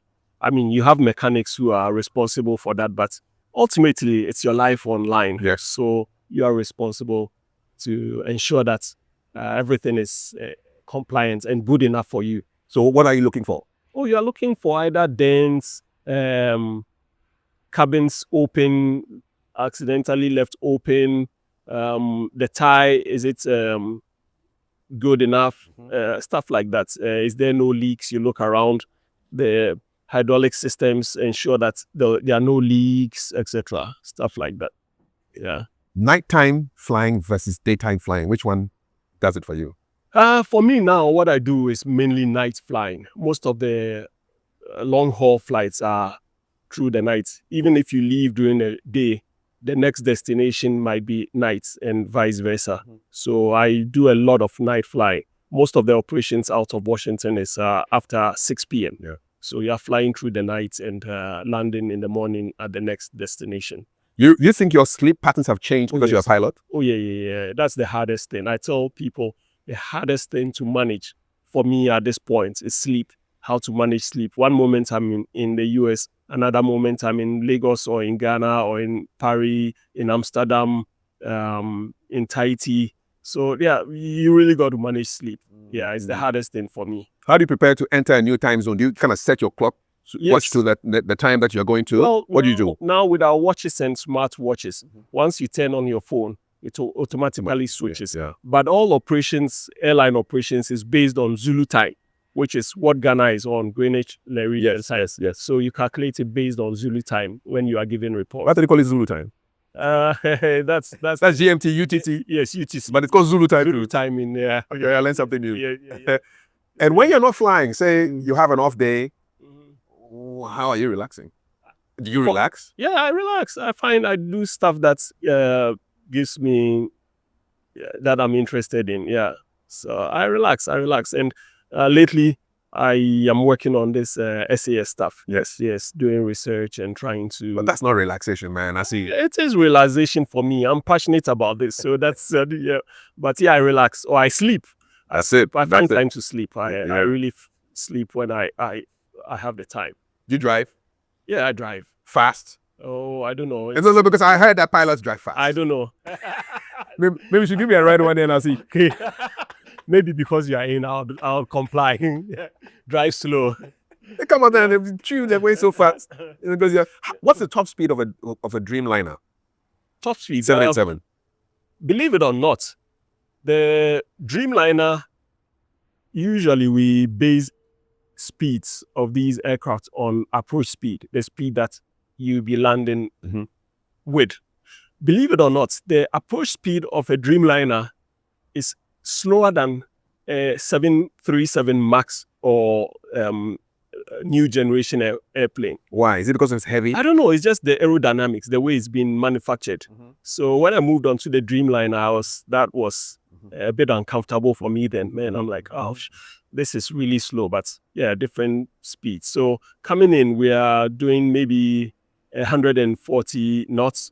In kilometers, it will be about, let's say about 180, roughly 170, 180 kilometers here. You're coming in and then you finally pull back and land. So you come in with a lot of speed. A lot of. How high? What's the highest you can go with a Dreamliner? The Dreamliner, you can go up to 43,000 feet. 43,000. So usually coming in from Washington, we are about 41,000. Quite high. What's it like up there? Just like any other, you just feel you're on top there, you know. You're on top. And to think that there's more sky above. Oh yeah. No matter how high you go. And some aircraft actually go as high as 60,000 feet. Lord have mercy. Oh yeah. I don't know what the ceiling of the Challenger is, but the Gulfstreams, I think they are able to go up to 60,000 feet. Go and sit right above all the weather, you know. So we see in movies where planes can refuel mid-air. Can commercial planes refuel mid-air? No, I don't know of any commercial plane able to refuel. Mostly those are military planes. Okay. Yes. All right. We spoke to a senior Air Force officer and he said, listen, flying is actually safer than driving. Oh, yes. I maintain that. You know, with all the hula balloon about all the crashes around and all the scare, it is just because people are... anything aviation makes news. So you hear about dramatic. Yeah, so it's so dramatic. But let's ask, how many accidents don't we have on our roads a day? More than a lot. Yeah, a lot. And no one talks about that. So yeah, I think it's still the safest means. I actually feel safe up there flying than driving. You know. Oh yeah, true. When I'm driving, I mean, hey, I'm scared. Especially sitting as a passenger for someone to drive. You want to be in control. I want to be in control. Because you have this huge jet that you control up there. Now let's just rewind all the way back to the beginning. What are some of your earliest memories in life, not even as flying, as a person, as his earliest memories? My earliest memories, going to the airport and seeing planes, and that's, I got bitten very early, very early by the flyback. Where those days flying wasn't common, you know. This is here in Ghana? Yeah, here in Ghana. Okay. Here in Ghana. I grew up in Kumasi, and yeah, I love going to the airport. Particularly, my uncle, my auntie's husband, Mr. Oko, then Ernest Oko, would come to Kumasi, fly to Kumasi, and I always looked forward to that, going to the airport to meet him or going to the airport to see him off. You know, How old do you reckon you were at that I was time? about 6, 7 years old. Okay. But yes, and that from that point on, I mean, I've always wanted to fly, and I used to talk about it boldly. People will laugh at me for many reasons. Yeah, but I remember right then, and those days too, you know, you look back in Ghana, we have really retrogressed in a lot of ways. Because back then we had stalls that you go to the airport, you pay, go up And watch the planes. and watch planes. Kotoka had that as Kotoka well. had Yes, that as you wanna well. watch planes. You take go off. and watch planes. Yes. You know, it actually inspired people Yes. to Yeah. want to be in aviation. It's true. But ask me what's happening now. Back when I was even in 540, I remember the airport actually came to tint some of the arrival halls. And I'm like, why are you tinting? You don't want people. I'm like, why are we doing this to Yeah, ourselves? yeah. Now we don't have any landing, any place where anybody. And again, that is something we could harness to make some revenues. Yes. Rather than levy people with all these stuff. Yeah. Create a platform Where they can where see planes. people will just, you charge them Yeah. maybe 10 cedis, Yeah. you go, you know Planes. how much They'll make a lot of money every day, a you lot know. of money. Yeah. Yes. So I haven't thought about all this, Yeah. but those are the things that we need. You know, we really need to inspire the next generation to get into aviation. Where were you born? I was born in where was I born? Yes. Oh, I was born in the Netherlands. Okay. Yeah. How come you were born in the So Netherlands? my parents went there to study. Okay. So they gave birth to me there. Okay. What was your dad studying there? He was studying geodetic engineering. Okay. Yeah, he went to ITC in Enschede to study. All right. And mom? My mom was a nurse. Okay. So she moved later to the UK. Any memories of Netherlands? Oh, yeah. Well, not as a kid, Mm-hmm. not when I was born, because I was brought back very early. I was about 9 months when my dad brought me Back. Okay. But I got to live with Dutch family, and we would visit Netherlands during the holidays. I still visit Netherlands. I still have some links there. Do you speak some of the language? I could actually understand everything. I can comprehend, but I cannot Okay. speak it. I'm very bad with With language. languages. Yeah, I'm not someone who speaks languages. So you come to Ghana, you grew up in Kumasi? Yeah, I grew up in Kumasi? Kumasi. Yes. Did you go to school in Kumasi as well? Yeah, I did primary school in Kumasi. Okay. Yeah. Where?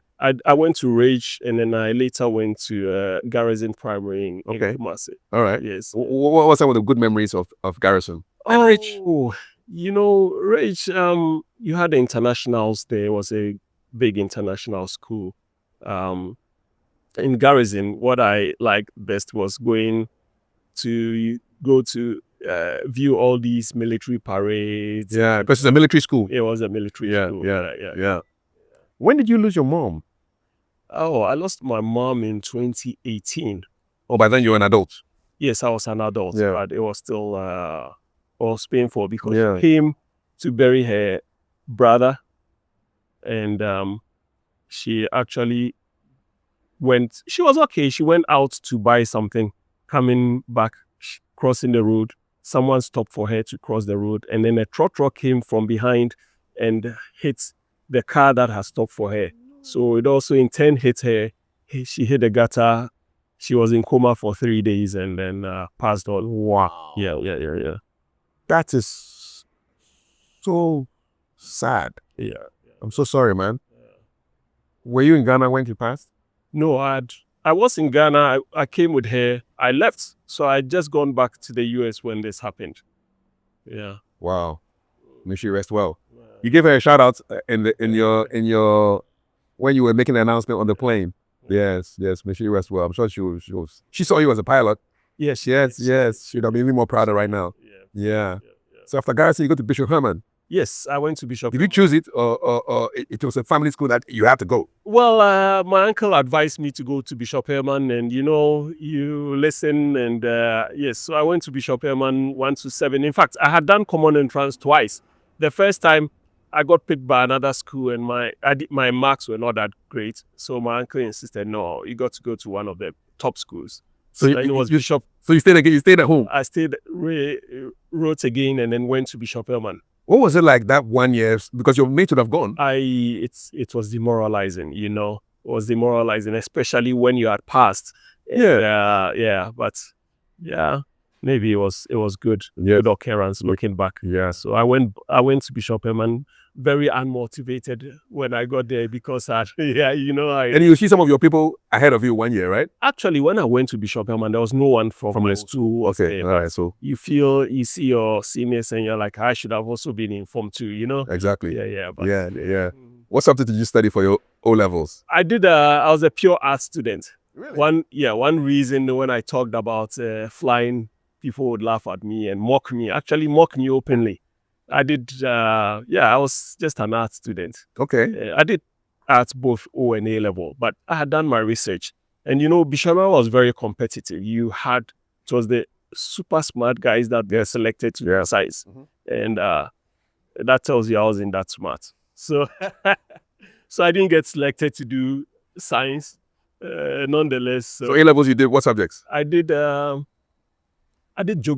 geography. Which is good for a pilot. Yes, geography was the one that geography. I did government, and I did agricultural science. You could have been a farmer. Yes, that's why I'm bringing general equations. That's why it's an emphasis area. Yep. How did you do in the A levels? I did good in agric. Okay. I did good in all the subjects. All right. Actually. And then what was the plan after A levels? What happened? So the focus had always been to go to the US to fly. And my dad had filed for me. So I was waiting. In fact, one of the universities picked me, but my dad insisted or advised that I do IT because in the US everything was IT. So I took that path and went back to the US to pursue flying. Okay. Yeah. And so did you initially explore like military aviation? Yes. So when I got to the US, and I got to say this, my mom all the time had been against me flying. The usual Ghanaian, this thing about being the only son. She was really adamant to me flying. She didn't want to hear about it at all. You're an only son? Yes, only Do son. you have daughters? Do you have sisters? No, I don't. So only child? Yes. Okay. So she said it was too dangerous flying. In fact, I get to the US the very week I get to the US. And I was excited because I'd explored the options. I'll go to the US. I'll join the military. I'll do this. I knew all the options to get to fly. An auntie calls me, my mom's cousin, and says, Asiwome, I hear you've come to the US to fly. Are you not watching television? At that time, one of the commuters or some of the pilots were on strike, wanting for better Conditions. Are you not watching television? A smart guy like you come to America and all you want to do is fly. New York taxi drivers even make more money than pilots. Is it true? It was true. It was true? It was true. One thing that people do not know is that you got to pay your dues to live. A lot of people, and that's the way the US is structured. You spend many years earning next to nothing, until you're able to get onto the legacies before you actually start making decent income. So contrary to popular belief that pilots are paid very well, it's not as good as you would expect. So yes, so the commuters virtually were not making money. They were on strike. So that got me thinking a bit, It shakes you small. Oh, yeah, I was shaking. I must admit, I was shaking. But then after a while, I'm like, no, this one shouldn't. No. I was bitten too deep by the flyback that I just had to pick myself and pursue it. Which city did you land into when you got to America? Chicago. Was that the first time you were in America? Yeah, the first time I was in America. What was the greatest thing that surprised you in America? Oh, man, that was also another thing. I land in Chicago and I find all these planes coming in and out. It was a snowy day. I remember January 1997.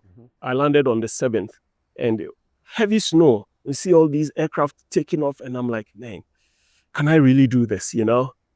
So that I remember. So back to your question, did I pursue military? So I went, yes. So I found a school, Eastern Illinois University, enrolled in the ROTC program. ROT stands for? Reserve Officer Training Corps. So what is that? How is that different from the U.S. Army? it's the same. So in the U.S. Army, there are 3 ways of becoming an officer. One is typical West Point. Yeah. Very competitive to get into West Point. The traditional way, and the way I'll say 75% of the officers are recruited, is through Reserve Training Officer Corps. So you are in the university and you are doing the university course, and during the summer you go to camp. So I went to Fort Knox, and for advanced camp I went to Fort Lewis. How long was the training program? 2 years. Your most difficult period? Of training? Yes. It wasn't difficult. I won't say it was difficult if you are motivated. Was it physical, or you do a lot of physical stuff? You do leadership, mainly leadership training. So, and I say that's one of the best training I had. They said it's the smartest college course, and I would attest to that. ROTC training was great. So you do that. So I did that, hoping to get a flight slot. But the thing was that in the military, you had to get into flight school by 27 and a half. Yes. And some of us were a bit old. I wasn't 27 quite, but I went in as a green card holder. So the period I had to wait to become a citizen, you could not be an officer if you were not a citizen. A citizen. So I completed the program. They gave me a completion certificate, and I was eligible for direct commission. Once I got my citizenship, all I'll do is swear, lift my hand and swear, and get to wear the second lieutenant badge. But I realized 27 and a half was fast catching up on me. So I pursued other options to fly. So you didn't get the No, I didn't. Okay. I didn't. All right. No, I didn't. So what were the other options? So I left and went because I had a military ID, I was able to get into Dalbins Air Force Base, get a fly club there. And usually what the fly clubs do is, they are way cheaper. Let's say a traditional fly school is charging you $200 for a flight hour. In the flying club, it could be about $150. You see, these are some of the things that we need to bring here. Flying club, people buy and make it non-profit. So yes, I did that, got my halfway into it. I got my dad to co-sign me for a loan to train to get a private pilot. And during that period, I was writing to schools. A lot of the universities rejected me because I already had a bachelor's degree. In what subject? I had a bachelor's in political science, international studies, and I minored in military science as well. Right. So a lot of the schools rejected me because I already had a bachelor's degree. However, I spoke to one of the professors in Middle Tennessee State University, and he gave me the option of coming in to do a master's program, and alongside I could do my flight training. Right. So I went and did that. So I did the master's program, and That's aerospace science? Aerospace science. Airport airline management. That's what I ended up doing. All right. And got all my flight ratings. I was actually in instrument rating. I was doing the second part of the course when they hit the towers. Oh, September 11th, yes, 2001. 11th, yes. It was what was that like? What was that day like for you? That day, I mean, I was getting calls back to back. Hey, where are you? Where are you? Because, at the time, I didn't know that's why they were calling. Maybe thinking that I might have been one of the guys or what, because they said the foreigners had they were foreign pilots or foreigners who had hijacked the planes. So after that period, it was really tough. You hadn't flown a plane yet? No, I had flown. I already had my private pilot's license. So you were flying? Yeah, I was flying. What was the first plane you flew? Cessna. A Cessna 172. These small planes, 4-seater planes. Okay. Yeah. All right. So I was flying all over the US. So flying for a company or just flying yourself? Flying myself. Just- Yeah, just to get training the was hours. also part of the training. Okay. Okay. So after you solo, a lot of the training you have to fly all by yourself. what was the so- solo like? Solo first, they First say solo. they say check rides go and come, but you never forget your first solo. So I done all the training, and on that day, the instructor decides, okay, you know what? Today you are going to fly all by yourself. So we do one landing, then he gets down and say, okay, you go and do 3 more landings. Yes. I never forget that day. What was it like, man? Oh, it was a good feeling in a lot. A bit apprehensive, but it's a good feeling in a lot of ways. It kind of reinforces that you believe in yourself. You got to believe in yourself that you can also do it. What language do you think in? What language? Do you think in? English for the most part. So what were you thinking when you were soloing up there? Oh, sometimes being a bit naive also helps. You really don't dwell on the risk. So I did it. I'd always wanted to do it, so it was a good feeling. Happening. Yeah. How did you finance your education and your flying? What kind of work did you have to do that? Oh gosh. So like I told you, I had You co-signed for the loan? loan, some family members who send chip in a bit, $1,000 here, 2,000 here, support. But for the most part, it was all loans. I was able to go to Middle Tennessee, do a master's, get a loan, and at the same time I was working. I was a teaching assistant, and also I was doing security at one of the hotels. Really? Yes, Marriott. So during the week, I'll do We have one man right behind us here, right here. No, not this one. Up there, I mean, there's a sister company. Yes. same Yeah, company, yeah. So I'll do security. I'll go in at 7 a.m., close at 11 p.m. 7 a.m. to 11 p.m. 7 a.m. to 11 p.m. all weekends. And sometimes 7 a.m. in the morning 7 a.m. in the morning to 11 p.m. 11 p.m. 16 hours. Yeah, so in a week I had full time, 32 hours. And sometimes during the week they would call and ask, are you free to work? If I was free, I'll go. Yes, I needed money. Was it dangerous at some point in time? Security? No, it was good. I mean, that gave me the liberty to actually do my homework. I'll say, loss prevention officer, you go do your rounds, you have an office, you come and sit and do your work. It was one of the greatest things that happened to me. Nice. Yeah. So you did that, I did that. got the money, Yeah. and then what happened next? Survived. Yes. So, like I said, I got into training right after 9/11. I finished right after 9/11, and I got my instructor license. I became a certified flight instructor, instrument flight instructor. So now you can teach other people. I can teach other people. Traditionally, that's the way to build hours and fly in the US. So, where were you getting all this intelligence, this information to navigate your way through? Who was telling you all this stuff, man? When you are passionate about something, you will find a way. You find a way. I think passion precedes everything. So I tell people, number one thing is passion. You got to be passionate about what you do. It becomes easy. If you're not passionate about it, especially in aviation, you will not succeed. When did you get your commercial pilot's license? I got my commercial pilot's license in 2002. Yes. So after that, it was very difficult getting a job, especially with an accent like mine. Nobody was willing to take a chance at me as a flight instructor or even employ me. So lucky CTK had just started. They were looking for an instructor. So I fell in, and my first role was to set up a flight school, which was what I did. CTK is here in Ghana. Yeah, CTK. So you came back? Yeah, I came back to Ghana. But where did you have you said you were a certified flight instructor. Were you a multi-engine instructor too? I later on went to a multi-engine instructor. Okay. Yes, so now I'm a multi-engine instructor as well. But what does that mean? So it means that if you're a certified flight instructor, you can teach single engine flights. You can teach people to fly, which is basic training. And then if you're an instrument rated instructor, you can teach them to fly instruments. And to teach multi-engine is 2 engines.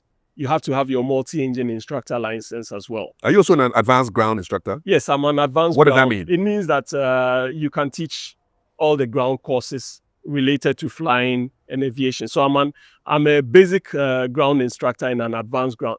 Sorry, it's rather because if you have an advanced, it's above basic. So I'm an advanced and instruments ground instructor. Okay. So I can teach all the. There are some people who are not flight instructors, but they have the advanced and instrument ground instructor license. So when you came to Ghana to join CTK, Yeah. did you by then have your airline transport pilot license? To get an airline transport pilot's license, which technically qualifies you to be a captain. If you don't have it, you cannot be a captain.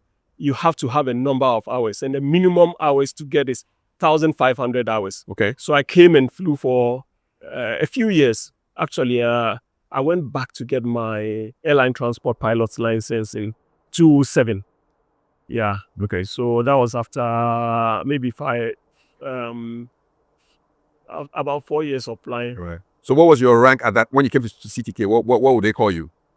You're a first officer. First officer. First officer. What are the hierarchies? So it's first officer. Some airlines go even a second officer or first officer and senior first officer.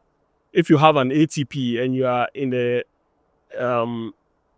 right seat, you are a senior first officer. Right seat is the co-pilot? Yeah, co-pilot. Okay. You are a senior first, or if you have an ATP, and then you become a captain. Mm-hmm. So yeah, that's the rank. What were the CTK days like? Oh, great. Because a lot of what I did was general aviation. Mm. I trained a few people. Most of them are now captains in their airlines. Okay. Yeah. Patrick Oswefri, he's a captain now in Africa World. Ometa, forgotten his last name. Mm-hmm. He's a captain in Ghana. And it was the same period I was training with Charles Jobenuku, who I'm now working with in SAS for the SAS project. Indeed. And you see, someone like Charles, I take hats off to him. I see someone like that and I say, Ghana, we are wasting resources, because Charles is passionate aviation enthusiast.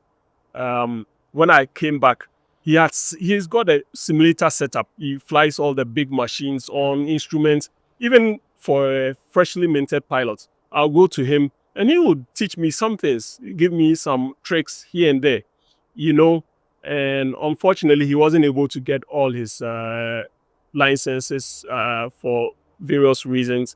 But I see people like that, and I'm like, we have resources here that's untapped resources. Yeah. He should be someone who should be a trainer to train people. Yeah. It's a little side question, but kind of related though. Is it true that if your vision is not 2020, you cannot be a pilot? Is it? It used to be. Yeah. Used to be, but things have changed now. Okay. Especially with private airlines coming into play, because they used to say that if you didn't have 2020 vision, your vision deteriorated as you grow. So if you are coming in and you don't have perfect vision, it's going to be down over the years. Yeah. So yeah, it's expensive training. So they got to be sure to get that back from you. So they made sure that you had everything right before you got in. You have to maintain one of the highest medical standards. Exactly. Let's talk about the aircraft that your aircraft type ratings. So you've flown the LET 410? Yes, that's the LET 410. Mm-hmm. So I flew the King Air 2. Those are smaller aircraft, more general aviation aircraft. I flew the LET, which CTK had at the time. What was the route? Accra, Kumasi, Takoradi, and the mine in Takwa. Okay. So we went to these small airfields. Okay. So those CTK. Do they have strips there for you to land on? Yes, they used to have in Takwa. I don't know if they still have it. All right. So, and then I flew the ATL 72. Okay. 42 in Antrak. And then later I flew the 72, which is a wider version of the ATL. What was your route for the 42? The 42 again, Accra, Kumasi, Takoradi, Ouagadougou. I think we did Abidjan occasionally. We had a few charters here. Okay. Which airline was this? Antrak. Antrak. Yes, And then the 72? The 72, I came to fly for fly 540. Mm-hmm. Yeah. It's a longer stretch of the 42. The 42 carried about 42 passengers, and the 72 carried 72 passengers. Okay, and the routes for that 72? Same, Accra, Kumasi, Tamale. Where else were we going? We're going to Abidjan. Okay. Yeah, we did Abidjan. All right. You know, and DC-9, MD-80? yeah, so I did the MD-80 first in Nigeria. I went to fly for this company called Afrijet. Afrijet. Okay. Yes, in Nigeria. So you're flying around Nigeria? Yes, mainly around Nigeria. It was a company that was initially going to fly across West Africa. They were going to have a station here in Accra. It was very well planned, but they couldn't execute. I think someone laundered most of the money as usual. So it didn't happen. So I flew in Nigeria for a year and then went to Mali for 2.5 years. And Same airline?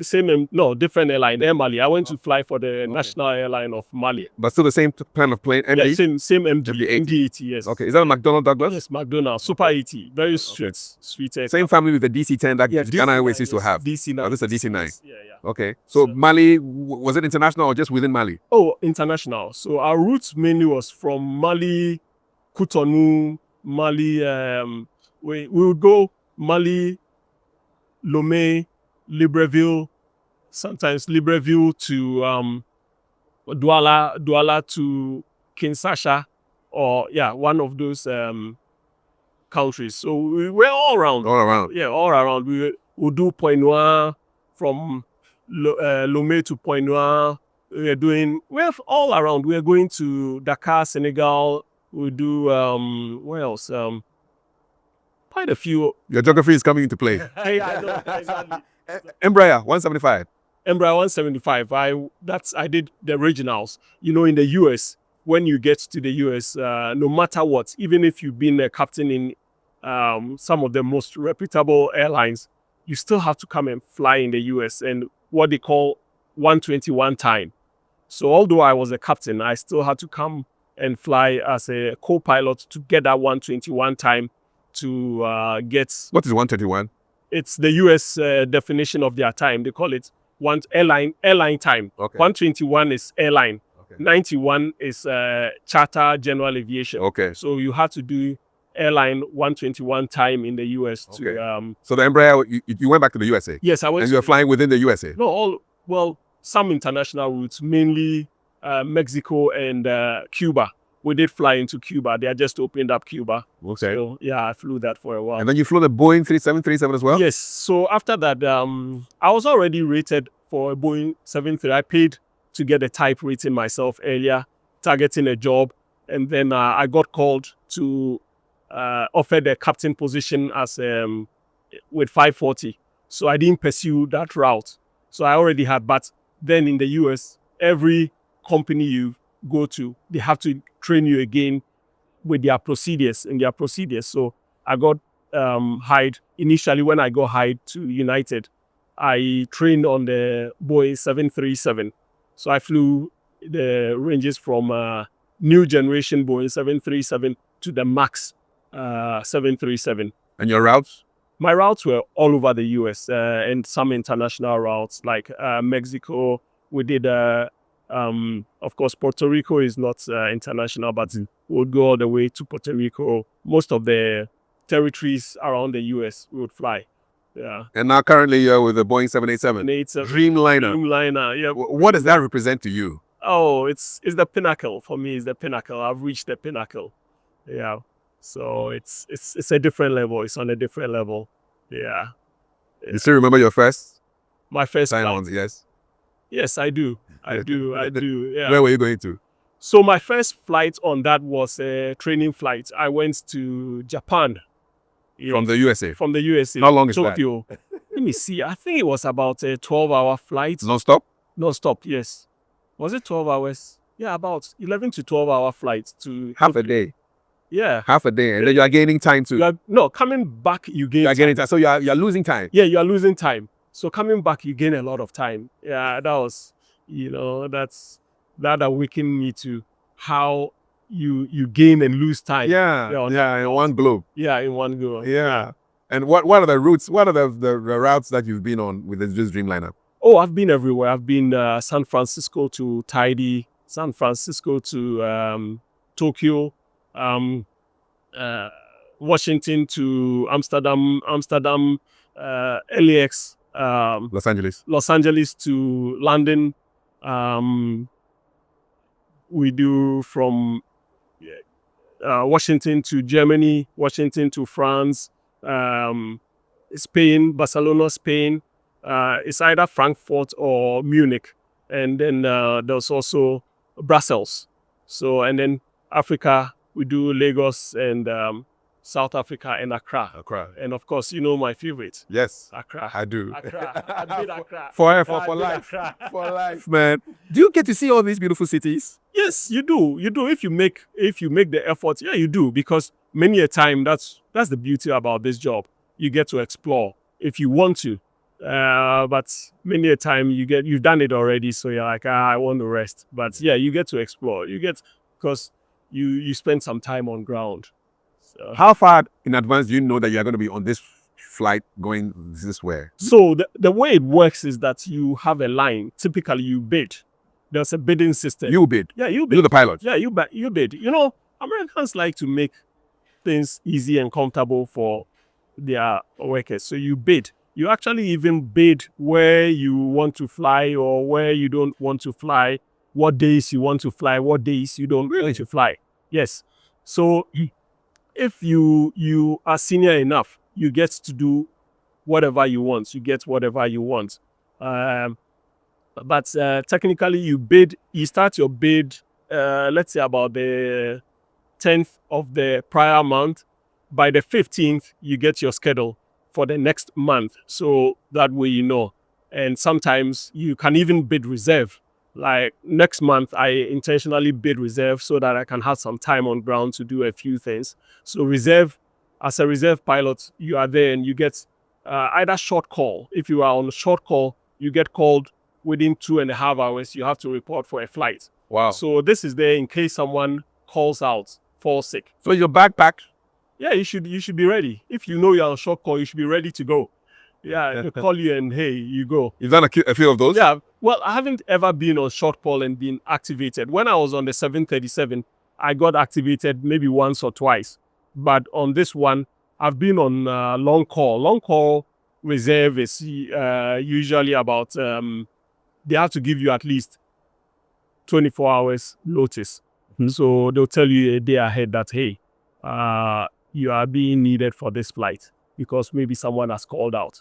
So if say you are in LA, Yes. and you have a flight that you have to take from Washington, Yeah. DC, whose responsibility is it to get to Washington from LA? Will United stay for it? No, Will it's your you have to get there. responsibility. But the good thing about the US is they have a well-structured aviation industry where, as a pilot and also as a flight attendant, you can live anywhere. I live in Atlanta, but my base is Washington. So I just jump on any flight and I don't pay. Like a taxi. Yeah, like you don't pay, but you got to gauge it. If it's full, you don't get space. Oh, okay. It's space available travel. Oh, okay. So you got to gauge it. The good thing is that for us pilots, if it's full and there's no senior ahead of you, you can ride in the cockpits as a jump seater and get to work. So it's flexible. There are some people who actually live in Europe and work in America, or live in Australia and are based in LAX. They fly to work and work. That's so it. I tell people, I live in Ghana and work in the US. I'm here most of the time when I'm off. Nice. Yeah. So you just jump on and come. Yeah. The problem we are facing now is taxes. As crew members, They tax you guys? oh gosh, Ghana is one of the few countries that actually tax airline crew. It's all over the world. You just go. I leave the US, I don't pay a dime to fly to Ghana. I leave Ghana, the last payment I had to make was $120. They tax you. Yeah, the taxes. That's just the taxes. What can your association do? Do we have an association? We've tried, but the problem in Ghana as well is that I see we are not able to work together. If it's anything at all, if it's welfare, yes, people come around, but generally we are not able to pull together. It's unfortunate, and I think part of it is also the fear. First of all, Ghana is an age-driven society, and we are bowing to authority. You have a lot of pilots around. We have a platform. We try to start an association, but a lot of the junior pilots are afraid because they're afraid they'll get victimized by the senior pilots. How can a senior pilot victimize you? I don't know. Question. We are timid. Ghanaians, as by nature, we are timid. We are submissive, So, hey, we don't want to rock the boat. We're on a platform. Most of the pilots aren't. Most of the juniors will not talk. So are you seen as a rebel or something? I don't know if I'm a rebel. Or instigator? I don't know if I'm a rebel, but You speak up. I try to speak up. I try to table what must be done. And in a lot of ways, you see some people do not like that attitude here. Yeah. They want you to sit and just kowtow to whatever they say. I mean, there have been times I've challenged the company on certain things I didn't think was right. And sometimes your own colleagues will be like, oh, just it's unnecessary. Just famanyame, that famanyame attitude is killing us. We have to sit up. We have to instill certain standards. With all our Meanwhile, Nyame has given us the solution 2 years. That's it. Yeah. That's We it. have to change that mindset. That's it. Yeah. I'm curious. What equipment did you fly on when you were working in Indonesia? I flew the ATR 72-600. So what it was I was already an experienced captain here on the ATR 72-500, and Indonesia had just started with the ATRs there. They are good for more like air taxi commuter, short haul over water commutes, destinations less than an hour. So they just bought a good number of them, and they didn't have qualified crew from Indonesia. How did you find about this opportunity? I researched it. So the internet is your friend, right? I don't know. When it comes to job hunts, you got to be aggressive. You got to search. At the time, I was going to leave. I was leaving 5:40. Another company here had promised me a job, but they were scared to take me. I don't know. I don't know if some people felt intimidated. Okay. I would get there or what. I don't know, but I guess that was it. Or just the mafia, because I had insisted on setting rights in that line. This guy, in fact, I must say, some people vowed to keep me out of the Ghanaian airspace. Really? Which, people, because of some of the, when I was in 540, they used to call me no monkey business. No monkey business? Yes, no monkey business. Yeah. I used to say to them, no monkey business. Yeah. I'll check the dispatches, I'll check that everything. And people don't like that. But that was what I had to do to keep myself safe and my passengers and the aircraft. Well, United like it. Oh yes, they like it. Exactly. That's why I'm here. Exactly. Up there. No monkey business. I like it. I like the nickname. No monkey business. So that was Indonesia, and you flew in India too. So I did. So I got hired as an initial cadre. So we went to Toulouse to train in France to train to convert from the 500. It was a bit of difference. It's quite a bit of, because this was all new stuff, full glass cockpit, modern. So we went to train. What's the big deal about full glass cockpit? Typically you have dials, but full glass, you see all on one screen. Pretty much everything is presented to you on one screen. And you like touch screen, like a phone? No. You still have knobs? You had a cursor that you move. Cursor? Yeah, cursor to move. Really? Click, yeah. Like running a computer? Yeah, like run. The Dreamliner is also like that. Cursor. You put the thing on, click, and like doing a video game. Yeah, like doing a video. So we watch video games, you know? Nice. Yeah. So I was trained to do that as the initial cadre. So we flew with freshly minted pilots. Wow. Because there was a big gap. They trained Indonesia until maybe 2012 also did not have a booming aviation industry.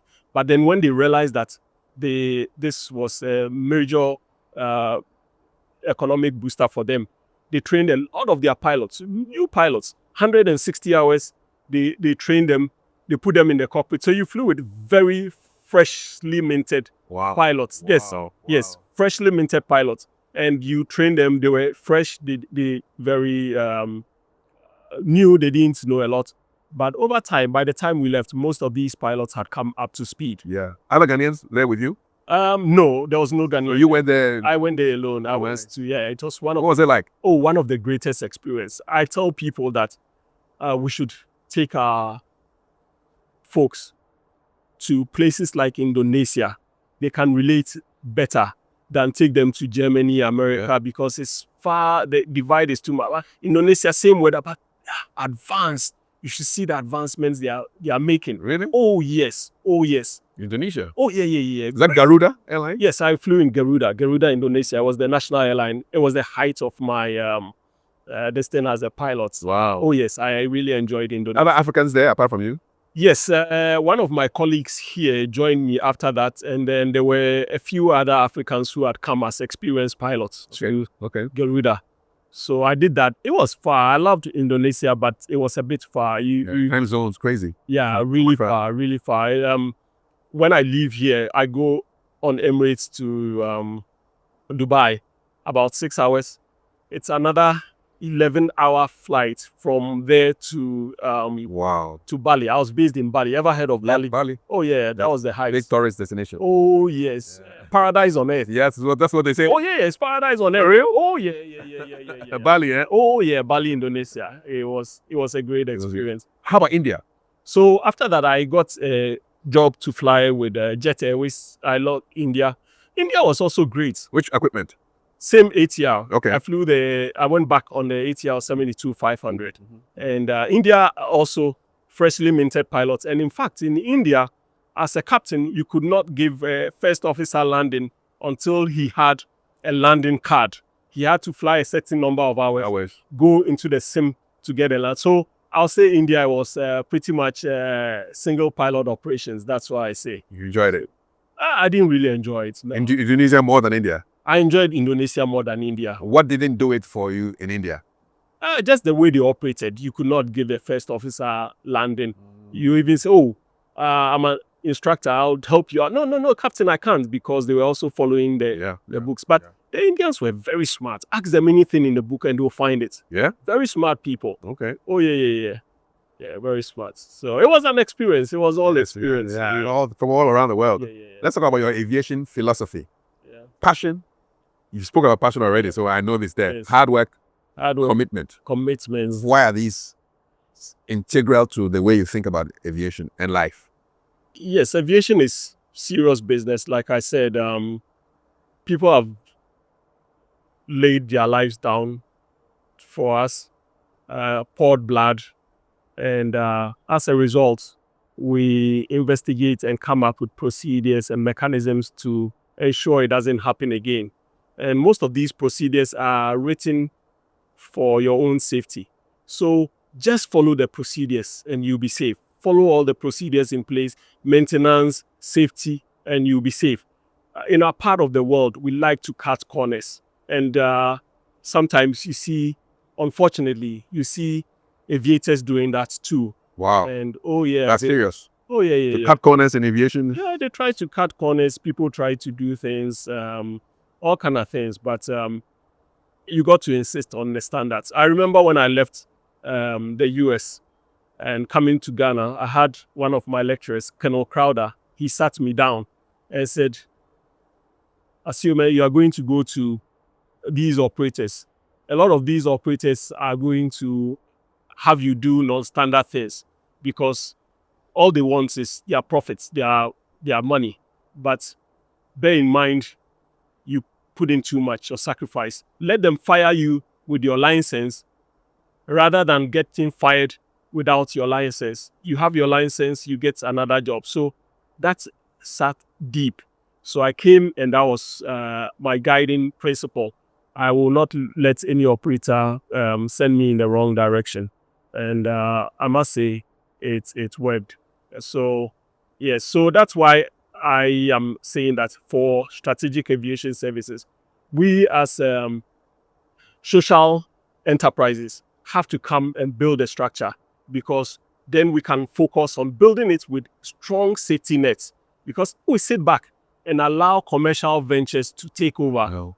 Yes, our airspace will be like what we see now, the Okadas running around, And You don't want. We don't want that for the planes. no. So we don't want that for the come and insist on standards. Train them young and instill in them safety and standards. Yes. What's the greatest challenge you've faced in your career? Oh gosh, financial. You know, financial challenges being the greatest. Like I said, people view flying or pilots as a very lucrative industry. I mean, even just hearing you are a pilot, people want to double charge you because there's the notion. Oh yeah. Pilots, this thing is, once they hear you are a pilot, parrot. Some people say parrot. Once they hear you are a parrot, they want to charge you. Oh yeah, they want to double charge you. Oh, this man, he's got money. Everywhere you go, they think you have Not just money. Ghana. Not just Ghana. I mean, most part of the world, they have that impression. Pilots. I think in the old days, pilots earned a lot, so we make decent money. You guys look great. I mean, when you're at the airport and you see them coming off the plane, I know. in your smart uniform, white shirt, the cab. Impressions can be effective. No, you look smart. I must admit, when you get to like the legacies, it's decent money. Yes. But before then, you got to pay your dues, hard dues. Look, there are people even in Ghana right now. I've gone for months without income, years. Wow. I worked in Nigeria for a year, and I might say maybe I got paid only 4 months out of a year. Wow. Yep. Yeah, with some of my colleagues like Kwesi Forsen, Captain Harley himself, the late Captain Jamna. Yeah, our money went into the voicemail. Typical Nigerian business, no standards. Voicemail, yes. He's gone into the voice, sitting there. Yes. Wow. Yes. So you know what happens when your money's not coming? What do you do, man? Man, it's tough. It's a tough world. And then again, some operators promise you a job in this part.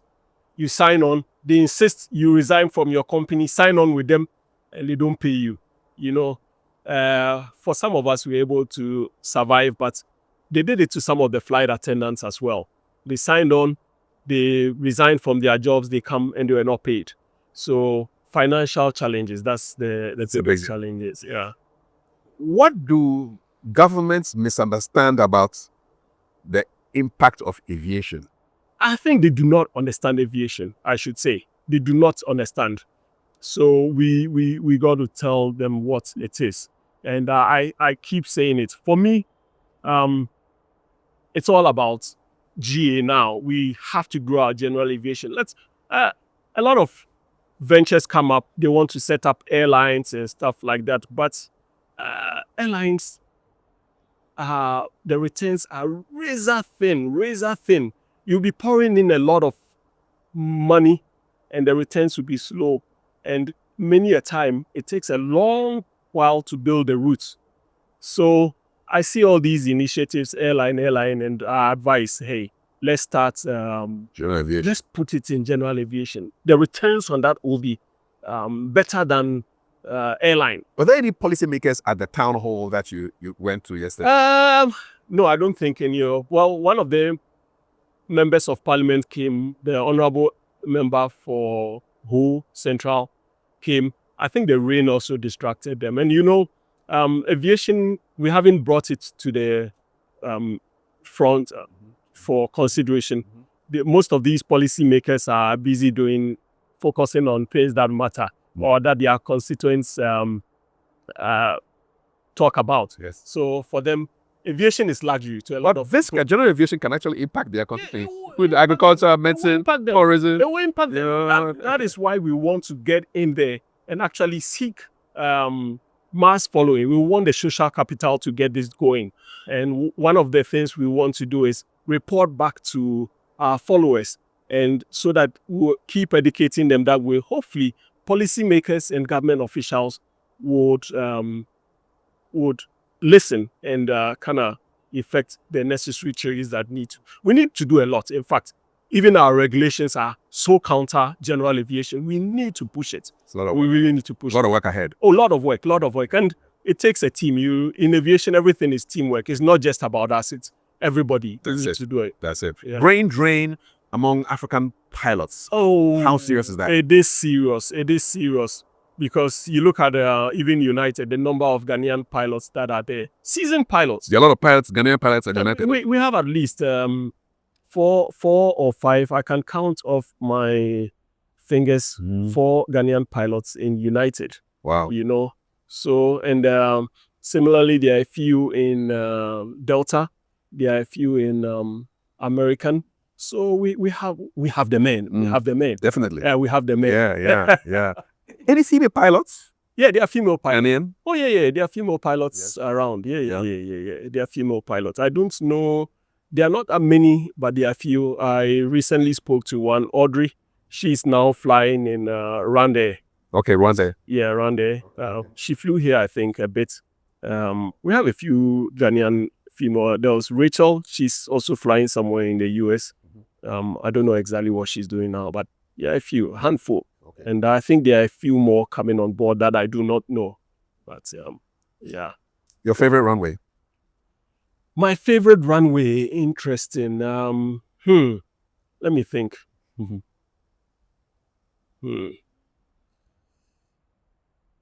Oh, maybe if you ask me my then the one that I don't like, do not like. The one I don't like is Chicago. Hey, I'm not used to that airport. It's complicated. You know, most US airports, the flying itself is not difficult, but the ground operations, gosh, it's a handful. But changing different frequencies, crossing different runways. Yeah, I hate flying to Chicago. Yeah. I get intimidated. It's not that it's this thing, but I don't like Chicago. So other than that, I think all the other runways I like the destinations. Now I'm in Washington, so I'll say Washington is my favorite. Favorite airport? Favorite airport? Yes. Now favorite, I live in Atlanta, so I'll call Atlanta my favorite. That's it. Yeah, That's the busiest so that's the busiest airport here. It is, eh? Yeah, it is. How busy? What? I mean, what's the frequency of takeoffs and landings? Honestly, I lost track of that statistics, but it's noted. It's usually between Chicago and Atlanta. Some years Chicago is the busiest. Some years Atlanta. Like a plane taking off every minute or something. Yes. No. Even every minute. Even less. Yeah. Every minute. One is going, one is landing. They have many parallel runways, so you can even have 2 planes coming in at the same time, one going off. It's a complex airport. The air traffic controllers must be the most stressed people in the world. Oh, I wonder how they do it. Yeah, despite sending all these planes and making sure that nobody. Yeah. It's complex. Have you had any near misses like that? No, we have what we call terrain avoidance systems in the aircraft. So it will alert you. I've had a terrain avoidance system go off once, going into Washington, but air traffic control was in total control. We just had to take the evasive action as the terrain avoidance system detected. But I don't think it was that bad. What's the minimum distance that planes must be above each other? And usually it's 1,000 feet above each other. And so if I see planes coming like this on flight radar, that the app, it's assumed that they are 1,000 feet. 1,000, yeah. 1,000, yeah. Okay. And then this side to your left or right, starboard. And I'm not exactly sure. 1,000. Yeah. Okay. So, but if you are to your side, then you're operating under visual flight rule. You can see. Yes, you can see. Yeah. Airports. Which of the airports in Africa are really doing well, and why? Which ones are stagnating, and why? Really? In Africa, I can only talk to the airports that I fly to. Yeah. I think Kotoka is one great airport. Nice, Accra. No, it's Accra. Accra International. Accra. Old habits die hard. Old habits die hard. Yes, yeah. Accra International is one of the ones I would say around Africa is cool. You're able to move, well designed. You like Terminal 3? Yeah, Terminal 3 is great. I think we could have been a bit more futuristic in our airports. I hear Kumasi is also it's nice, right? Yeah, from a layman's point of view, it looks quite nice. Yeah, I mean, my this thing about Kumasi is that we should have been a bit more. How do I say? We should have taken on the challenge and gone out. It's something bigger, right? Kumasi, the problem is the runway. People see the airport and all that nice terminals. That's for we the passengers. it's for you. But for you the pilots, For we the pilots is the runway, because technically a full 737 aircraft cannot land in Kumasi. It can't take full passengers, fuel to go anywhere. what length is it? A length issue? Yes. It's What do they need? 737s at least give us about 7,000 feet Of length like that. of length. Yes, I have to get back in and know exactly, but Okay. it's got to be long. So, and Kumasi, I don't see how, when I was flying there, from what I know, I don't see how feasible it is to extend the runway to that length.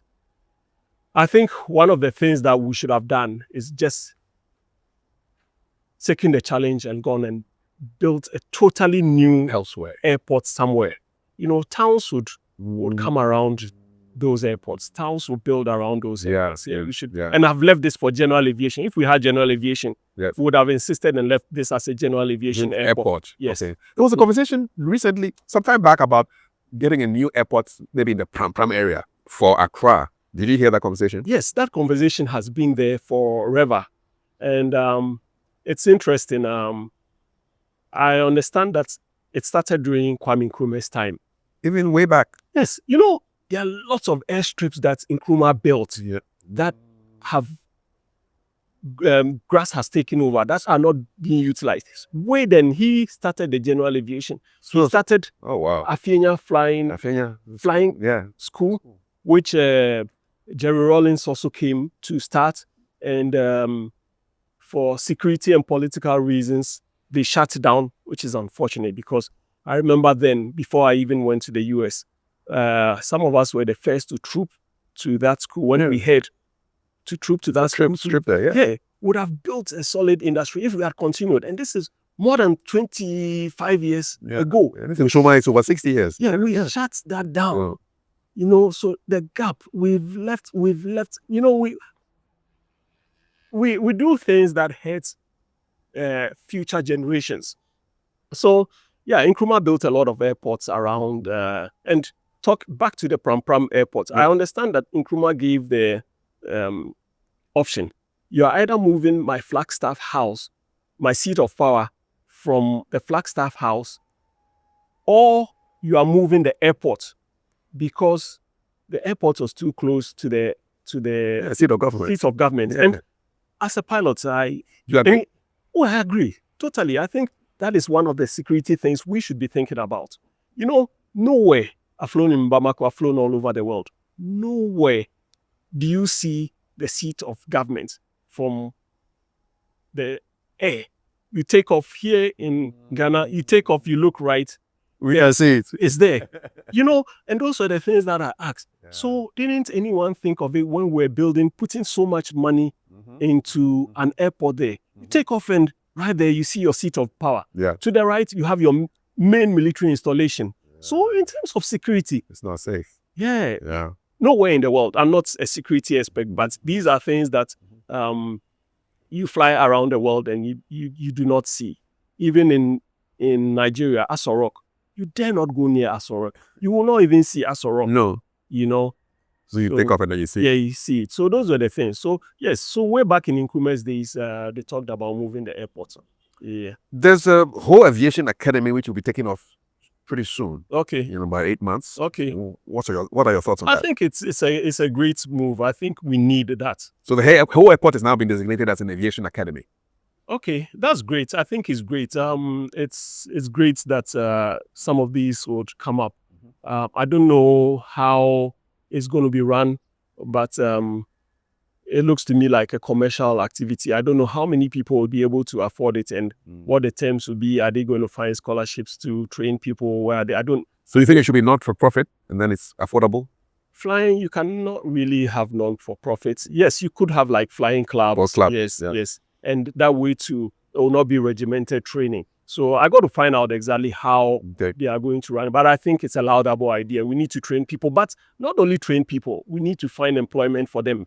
Believe it or not, we have over 10 Ghanaians sitting around without jobs, Ghanaian pilots. Yes. 10 pilots. Yes, seasoned pilots. They've come with commercial licenses, and they don't have jobs. And then again, my other problem is we have Ghanaian registered aircrafts, but you don't have Ghanaians flying it. You know, these are things that in other parts of the world, it's a non-starter. Yeah. Yes, especially for first officer position, co-pilot position. No, one of my bosses used to say, you can always pull a co-pilot off the street. Yes. So it should not be sitting around when we have Ghanaian registered aircrafts, you know, without Ghanaians flying it. I think it's a big non-starter. You're talking of co-pilots. I'm just curious. Is there a position such as a flight engineer for commercial There planes? used to be. There used to be, right? There used to be when you had a DC-10s. Okay. So you had a captain, first officer, and a flight engineer. Why? Why did you have that? Because you had a panel that the flight engineer monitored, like setting oxygen, like setting temperatures, checking the pressures and stuff like that. That was the flight engineers. But now what technology has technology has taken So who does what the flight engineer was doing back then? both the captain and co-pilot. Okay, Yes. all right. Yeah. I'm curious, will drones disrupt aviation in any way? It depends on how they legislate or how the procedures they put in place for drone operations. Initially, strategic aviation was also talking about drone training, but since a lot of people, a lot of companies have come into it, we've decided to focus on general aviation. Drone is also general aviation, but not include too much of drones. We'll talk about it, but we will not really get engaged in it. Okay. Yeah. We're almost wrapping up. Couple of quick questions. What did you make of that DC-10 that was turned into like a restaurant? We had a DC-10 sitting down somewhere not too far from here, and it became just like a restaurant. Oh, it's a pity. Actually, I don't think that machine could ever fly again. So I think it's one of those that could actually, I think it was a great initiative to inspire people, because some people actually went in just to have that experience. So Sitting in a plane. Sitting in the plane. But but also at the same time, it shows that the weakness of aviation industry. Yeah. The best you can show is restaurants. It could have been a museum of aviation. And again, yes, they could have done that. Yeah. They could have done that. Yeah. I don't think anybody is thinking about that. You know, these are ventures that really don't bring money. Everyone is thinking commercial, but we should step away from just constantly thinking commercial and think about public good and prosperity, you know. So for me, I think overall it was good. But again, having said that, we should look into opening balconies and for them to see early exposure. Seeing is believing. But now you've kind of cut off everyone from aviation. The folks at Kumasi actually had their own viewing place, but now the new design, I think, has taken away. They used to just stay behind the fence and watch planes take off. Oh, okay. Yes, but I think the new design now has taken away that opportunity. Oh, I see. Yeah, because the kids since it was done, I haven't been. Yeah. You should check it out. Yeah. You became a United Airlines pilot without being a science student. Yes. What lie about Ghanaian education needs to die now? You see, we like to, what I say many a time is when you give discretionary power, especially to Ghanaians, they use that discretionary power to frustrate their own. But you give discretionary power to a Westerner, they'll use it to better the lives of their own. So I think, and that's their attitude. They like to think about progress. We are negative in a lot of ways. For example, you go to your boss to ask for permission. First thing that comes to his mind is, it's not possible. But you ask a foreign boss, it's hard, but let's think. And he'll find a way of making it happen. So in the same way, we block people. We use every avenue to block. Maybe it's also because of the competition. And I can understand science students are usually ahead of our students when it comes to math, science, and stuff. You've learned a lot of that. So you're ahead when it comes to flight training. So I can understand why places like the military and would prefer science students. But it's not as if you cannot do it. You can do it. You did it with geography and... Maybe I struggled. I had to work extra hard. You still did it. Yeah, I did it. and political science major, Yeah. and you still became a pilot. I still did. Yeah. Maybe I had to work extra hard.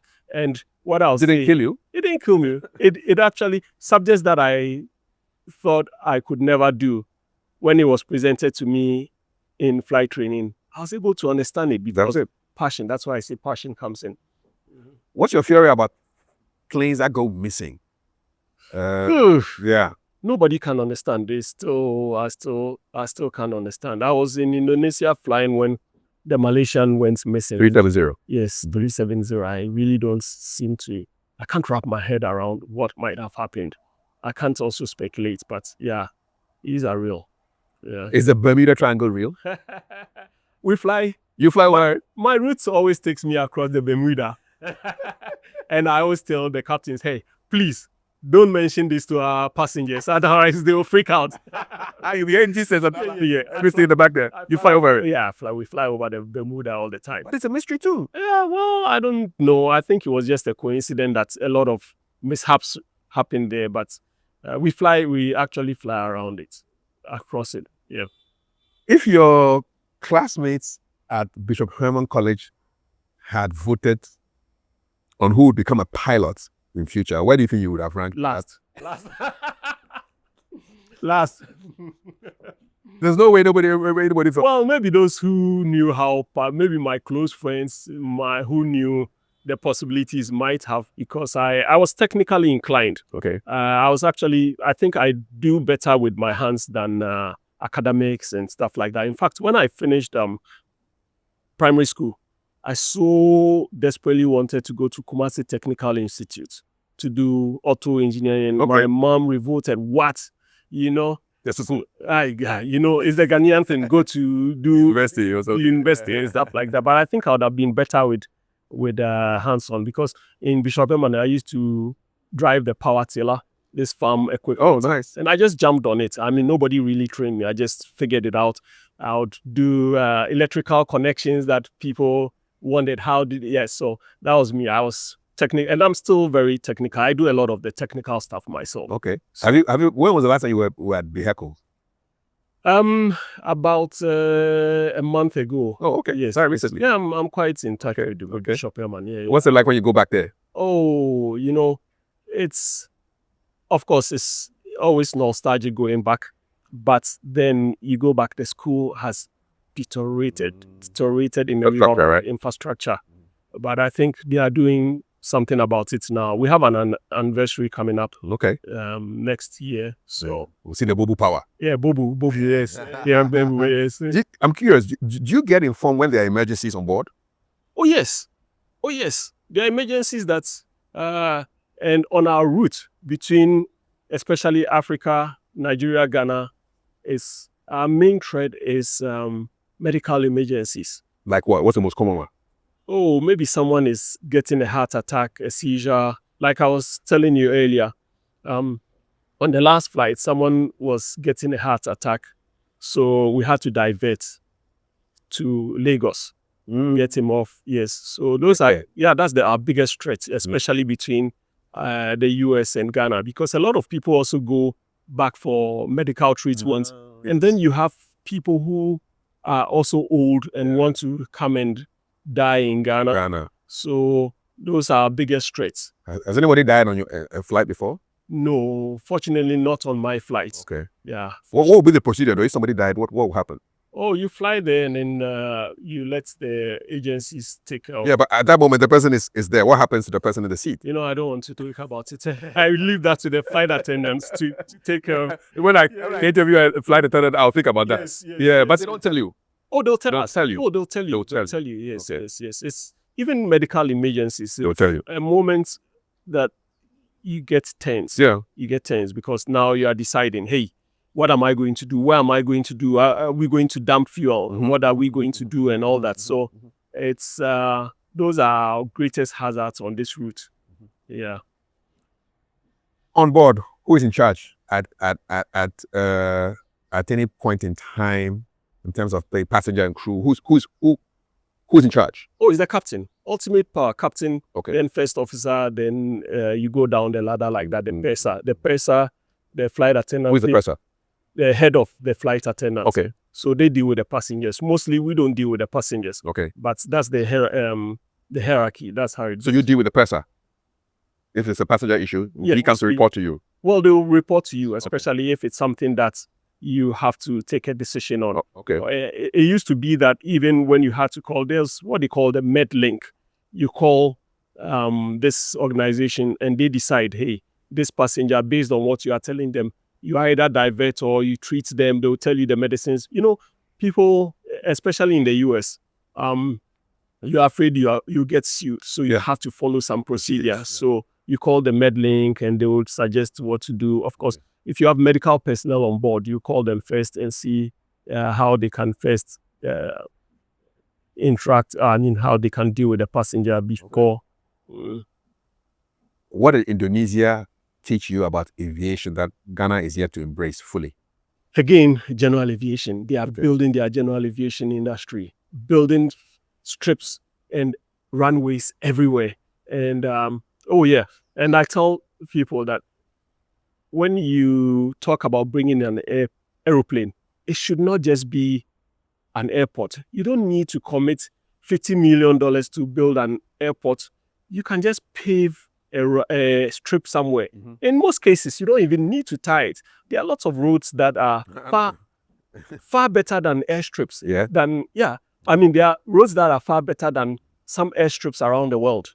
So you can have an airstrip somewhere, bring some of these and it's cheaper. I tell people, if we had general aviation, you could commute from Accra to Kumasi if there was air taxi for half of the price the airlines are charging you, because you are not paying huge overheads like paying your pilots huge monies, paying insurance, paying fuel, overflight fees, and all that. So it will make it will make the ordinary man. It will make it accessible for the ordinary man. How many people would fit in an air taxi? I mean, what's it depends on the airplane, but technically you can have an air taxi 19 passengers or less, because then you don't need to have a flight attendant. So that will qualify for an air taxi. It's basically a trotro with wings. Yes.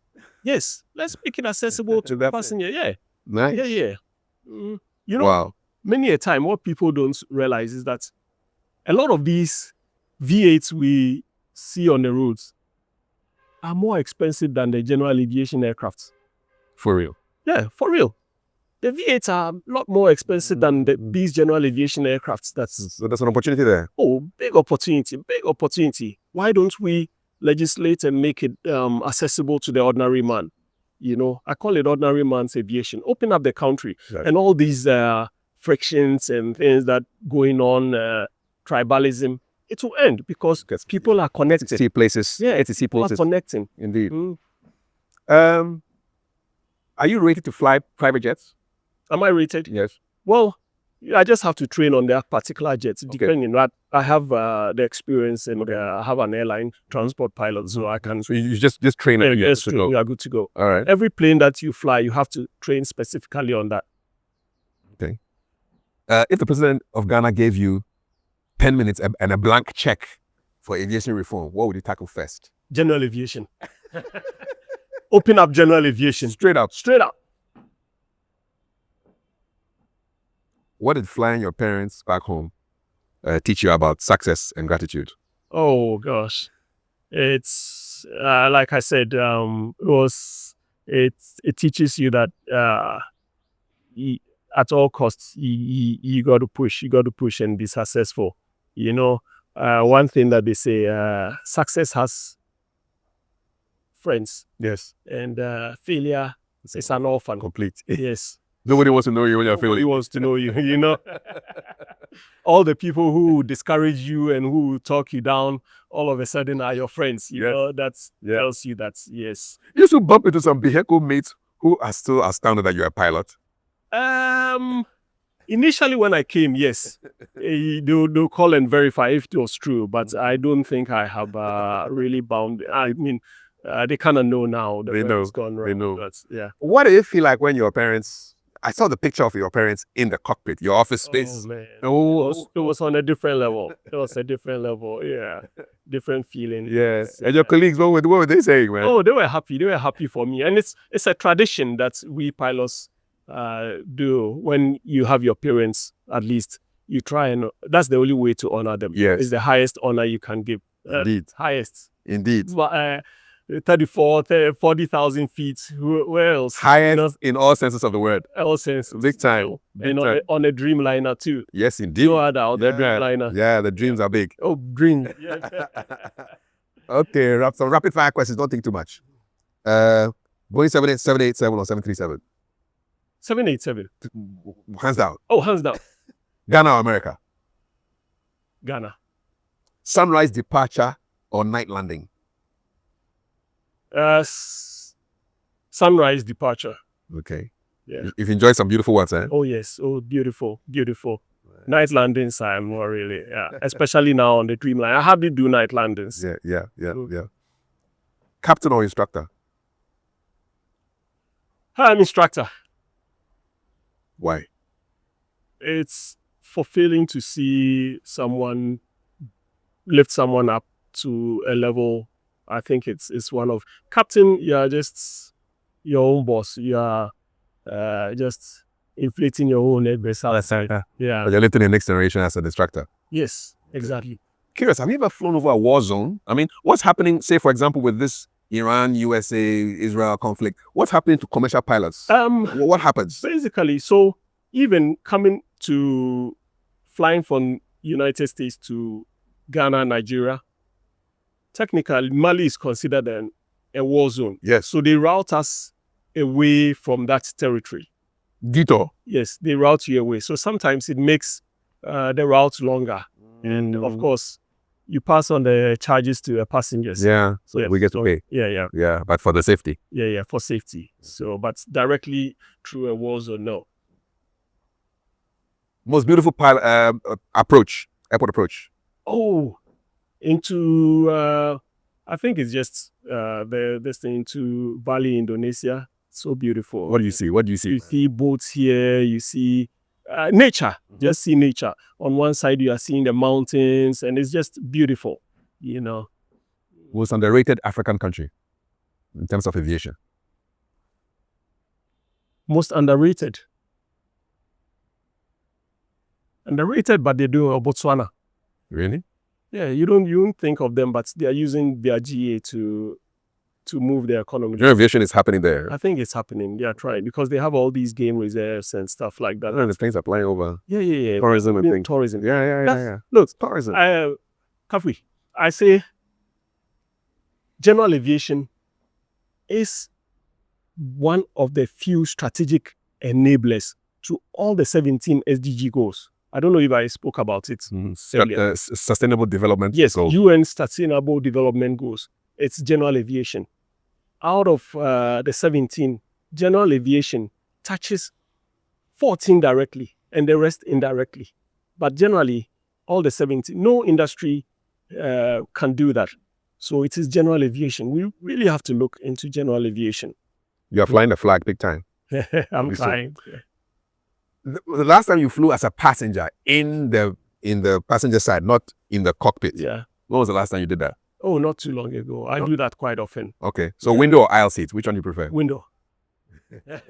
You still want to see what's going on? Oh, I just want to relax and be able to doze off, you know. I'm tall, so I want to doze off. Yeah. One word that defines your life journey.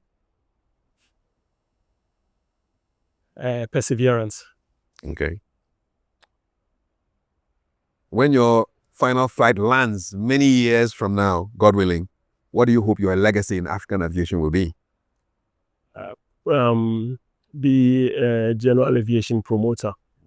And when I do, hopefully, stop flying for the airlines, I hope by then general aviation will be thriving and I can actively participate in general aviation because technically, you stop flying at 65 as an airline pilot. But in most territories, I'm yet to check what the laws are in Ghana. You should be able to revert and fly general aviation. So that includes flying business jets, charters, and all that. So it used to be that in Ghana too, once you get to 65, you couldn't do it. But I'm yet to check. And that's also another area we got to look into because we have a lot of resources that Yes. are being retired when they can actually extend. Just like the academics Exactly. can go back and become an emeritus professor and teach and consult and things like so that. we have a lot to do. Okay. Finally, who would you recommend that I interview next on this seat? On this seat, Yes. I have a lot of people. It doesn't have to be one. It doesn't have to be one.